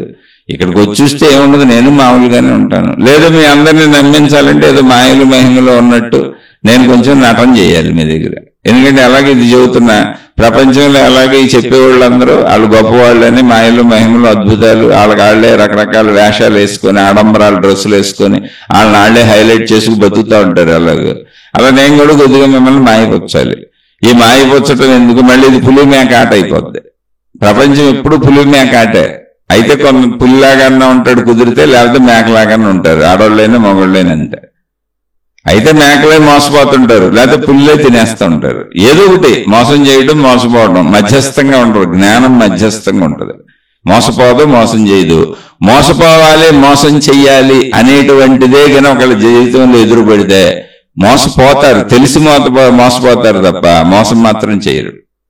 ఇది నిజమైన జ్ఞానం. అంత భావన వచ్చింది మీకు, అంత భావస్థిరత ఉందా మీకు? ఆ భావస్థిరత మళ్ళీ సంసార జీవితం అంతా అలాగే ఉంటుంది. నా వాళ్ళు ఉంటారు, నా వాళ్ళు అందరూ ఉంటారు, కానీ నేను ఏ తప్పు చేయను. మేము తక్కువలో బతకొచ్చు, చిరిగిపోయిన బట్టలు కట్టుకోవచ్చు, బాధలు పడవచ్చు, ఇబ్బందులు పడవచ్చు, ఆర్థిక ఇబ్బందులు ఉండొచ్చు, ప్రపంచం మమ్మల్ని ఇబ్బంది పెట్టచ్చు, కానీ మేము ఎవరిని ఇబ్బంది పెట్టాం, ఆ ఇబ్బందులు పడతాం.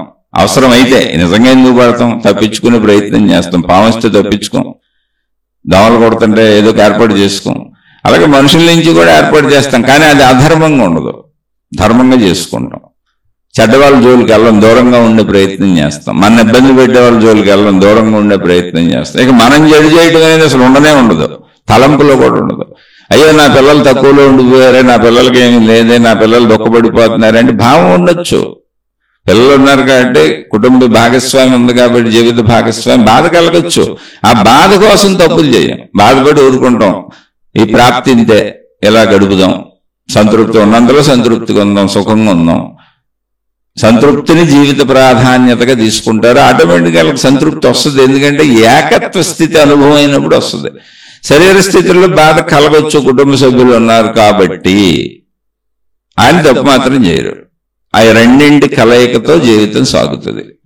ఇప్పుడు ఆయన ఆ సోదరుడు చెప్పాను, మీ దగ్గరికి వచ్చేసి ఉండిపోతామంటే వద్దులే అన్నానండి నేనని చెప్పాను. ఆయన ఇప్పుడు ప్రశ్న అడిగారు, చాలా అడుగుతారు. ఆయన రెగ్యులర్ ఫాలో అవుతున్నారు ఎప్పటి నుంచో. ఆయన స్టార్టింగ్ లోనే అడిగారు నేను, వయసు కూడా పెద్దదే అయింది. ఆయన ఏమంటారంటే, నాకు అన్నీ ఉన్నాయి, నాకు ఈ విషయం కూడా అర్థమవుతుంది, ఆత్మజ్ఞానం, బాధ్యతలు లేవు, మా వాళ్ళంతా సెటిల్ అయిపోయారు, డబ్బు చక్కగా సరిపోయినంత ఉంది, అలా హాయిగా అసలు ఎందుకు ఈ శరీరం ఇంకేది, ఆ స్థితిలో వెళ్ళిపోవచ్చు కదా, ప్రాణం పోవచ్చు కదా, ఆ జన్మరాహిత్య స్థితి ఏదో కలిగేసి ప్రాణం పోతే అయిపోద్ది కదా అన్న భావన కలుగుతూ ఉంటుంది. అప్పుడప్పుడు మళ్ళీ ఇంకో భావన కలుగుతుంది, డబ్బు ఇవన్నీ ఉన్నాయి కదా, ఎందుకు హాయిగా ప్రపంచంలో పెట్టి సుఖంగా బతుకుతా జరగవచ్చు కదా. ఖచ్చితంగా రెండు కలుగుతాయి. ఎందుకు కలుగుతాయి అంటే, ఇది అర్థమవుతున్నప్పుడు, ఆత్మజ్ఞానం అర్థమవుతున్నప్పుడు, అనుభవం కలగనప్పుడు, ఇంకా అనుభవంలోకి అది మారినప్పుడు, ఇది అర్థమవుతున్నప్పుడు, అయ్యో తొందరగా మోక్ష స్థితి వస్తే బాగుంటుంది అనిపిస్తుంది. ఎందుకని వేరే పని ఏం లేదు, ఇక్కడ బాధ్యతలు అయిపోయినాయి, వేరే పని లేదు, పైగా వృద్ధాప్యానికి కూడా వచ్చేసాం, లోటు లేదు ధనానికి, కాబట్టి సమయం బోల్డ్ ఉంది సాధన చేసుకోవడానికి. కానీ సాధన చేసేస్తే వెంటనే వచ్చేది కాదు. అది శరీర భావంలోంచి మనోభావాన్ని దాటి శక్తి భావంలోకి వెళ్తాం, అంత ఈజీ ఏం కాదు, అర్థమవుతా ఉంటది. అందుకని అప్పుడు ఆ భావన కలుగుద్ది, జన్మరాహిత్య స్థితి తొందరగా వచ్చేసి శరీరం వదిలిపెట్టి వెళ్ళిపోయి. ఎందుకని శరీరంతో వృద్ధాప్యం ఉంది, చేయగలిగినవి ఉన్నాయి, చేయలేని ఉన్నాయి, చేయాలన్నవి ఉన్నాయి. శరీర భావన లాగుతూ ఉంటది ప్రపంచం వైపు, మళ్ళీ వదిలే అనిపిస్తూ ఉంటది. ఇది వెంట అర్థమవుతున్నప్పుడు అప్పుడు వచ్చే సందిగ్ధ వస్తుంది. అంటే అనుభవం లేదు, అనుభవం దాకా వెళ్తే సందిగ్ధ వస్తుంది. అనుభవం అవుతుంది తప్పకుండా, ఇప్పుడు లేదని కాదు, కాలంలో అనుభవం అవుతుంది. అనుభవం అనేది ఎప్పుడు కూడా సాధన పెరుగుతుంటే అవుతుంది. శ్రవణ మనన నిధిధ్యాసలు, నిధిధ్యాస అనేది ధ్యానమో తపస్సు ఏదో చేయాలి, ఆ ధ్యాసలో ఉండాలి.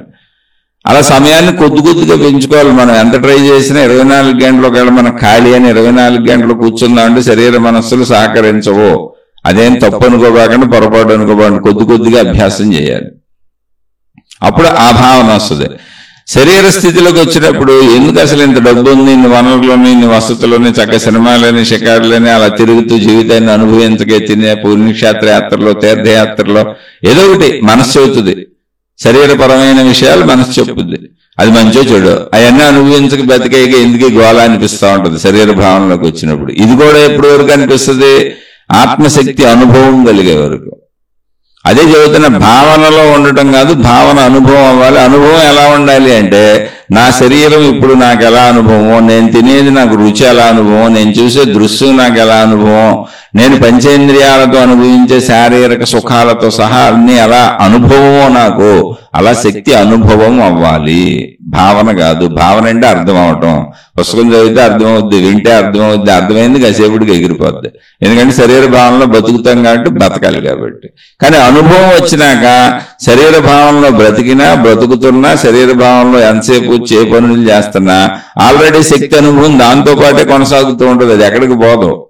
కాబట్టి అది పోవటం ఉండదు. మళ్ళీ శక్తి అనుభవం, శరీర పరిస్థితుల అవసరాలు అయిపోగానే శక్తి అనుభవంలోకి వెళ్ళిపోతుంటాం. అది మాటలతో చెప్తే అయ్యేది కాదు, ప్రయత్నం అయినా చెబుతున్నాను.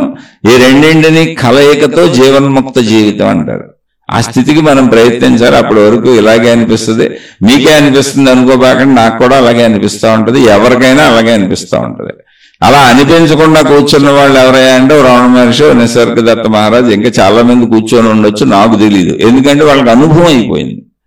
ఇప్పుడు వాళ్ళు అనుభవిస్తూ కూర్చుంటున్నారు, శరీరం కనపడుతుంది మనకి, వాళ్ళకేమో లోపల ఆత్మశక్తి అనుభవం అవుతుంది వాళ్ళకి.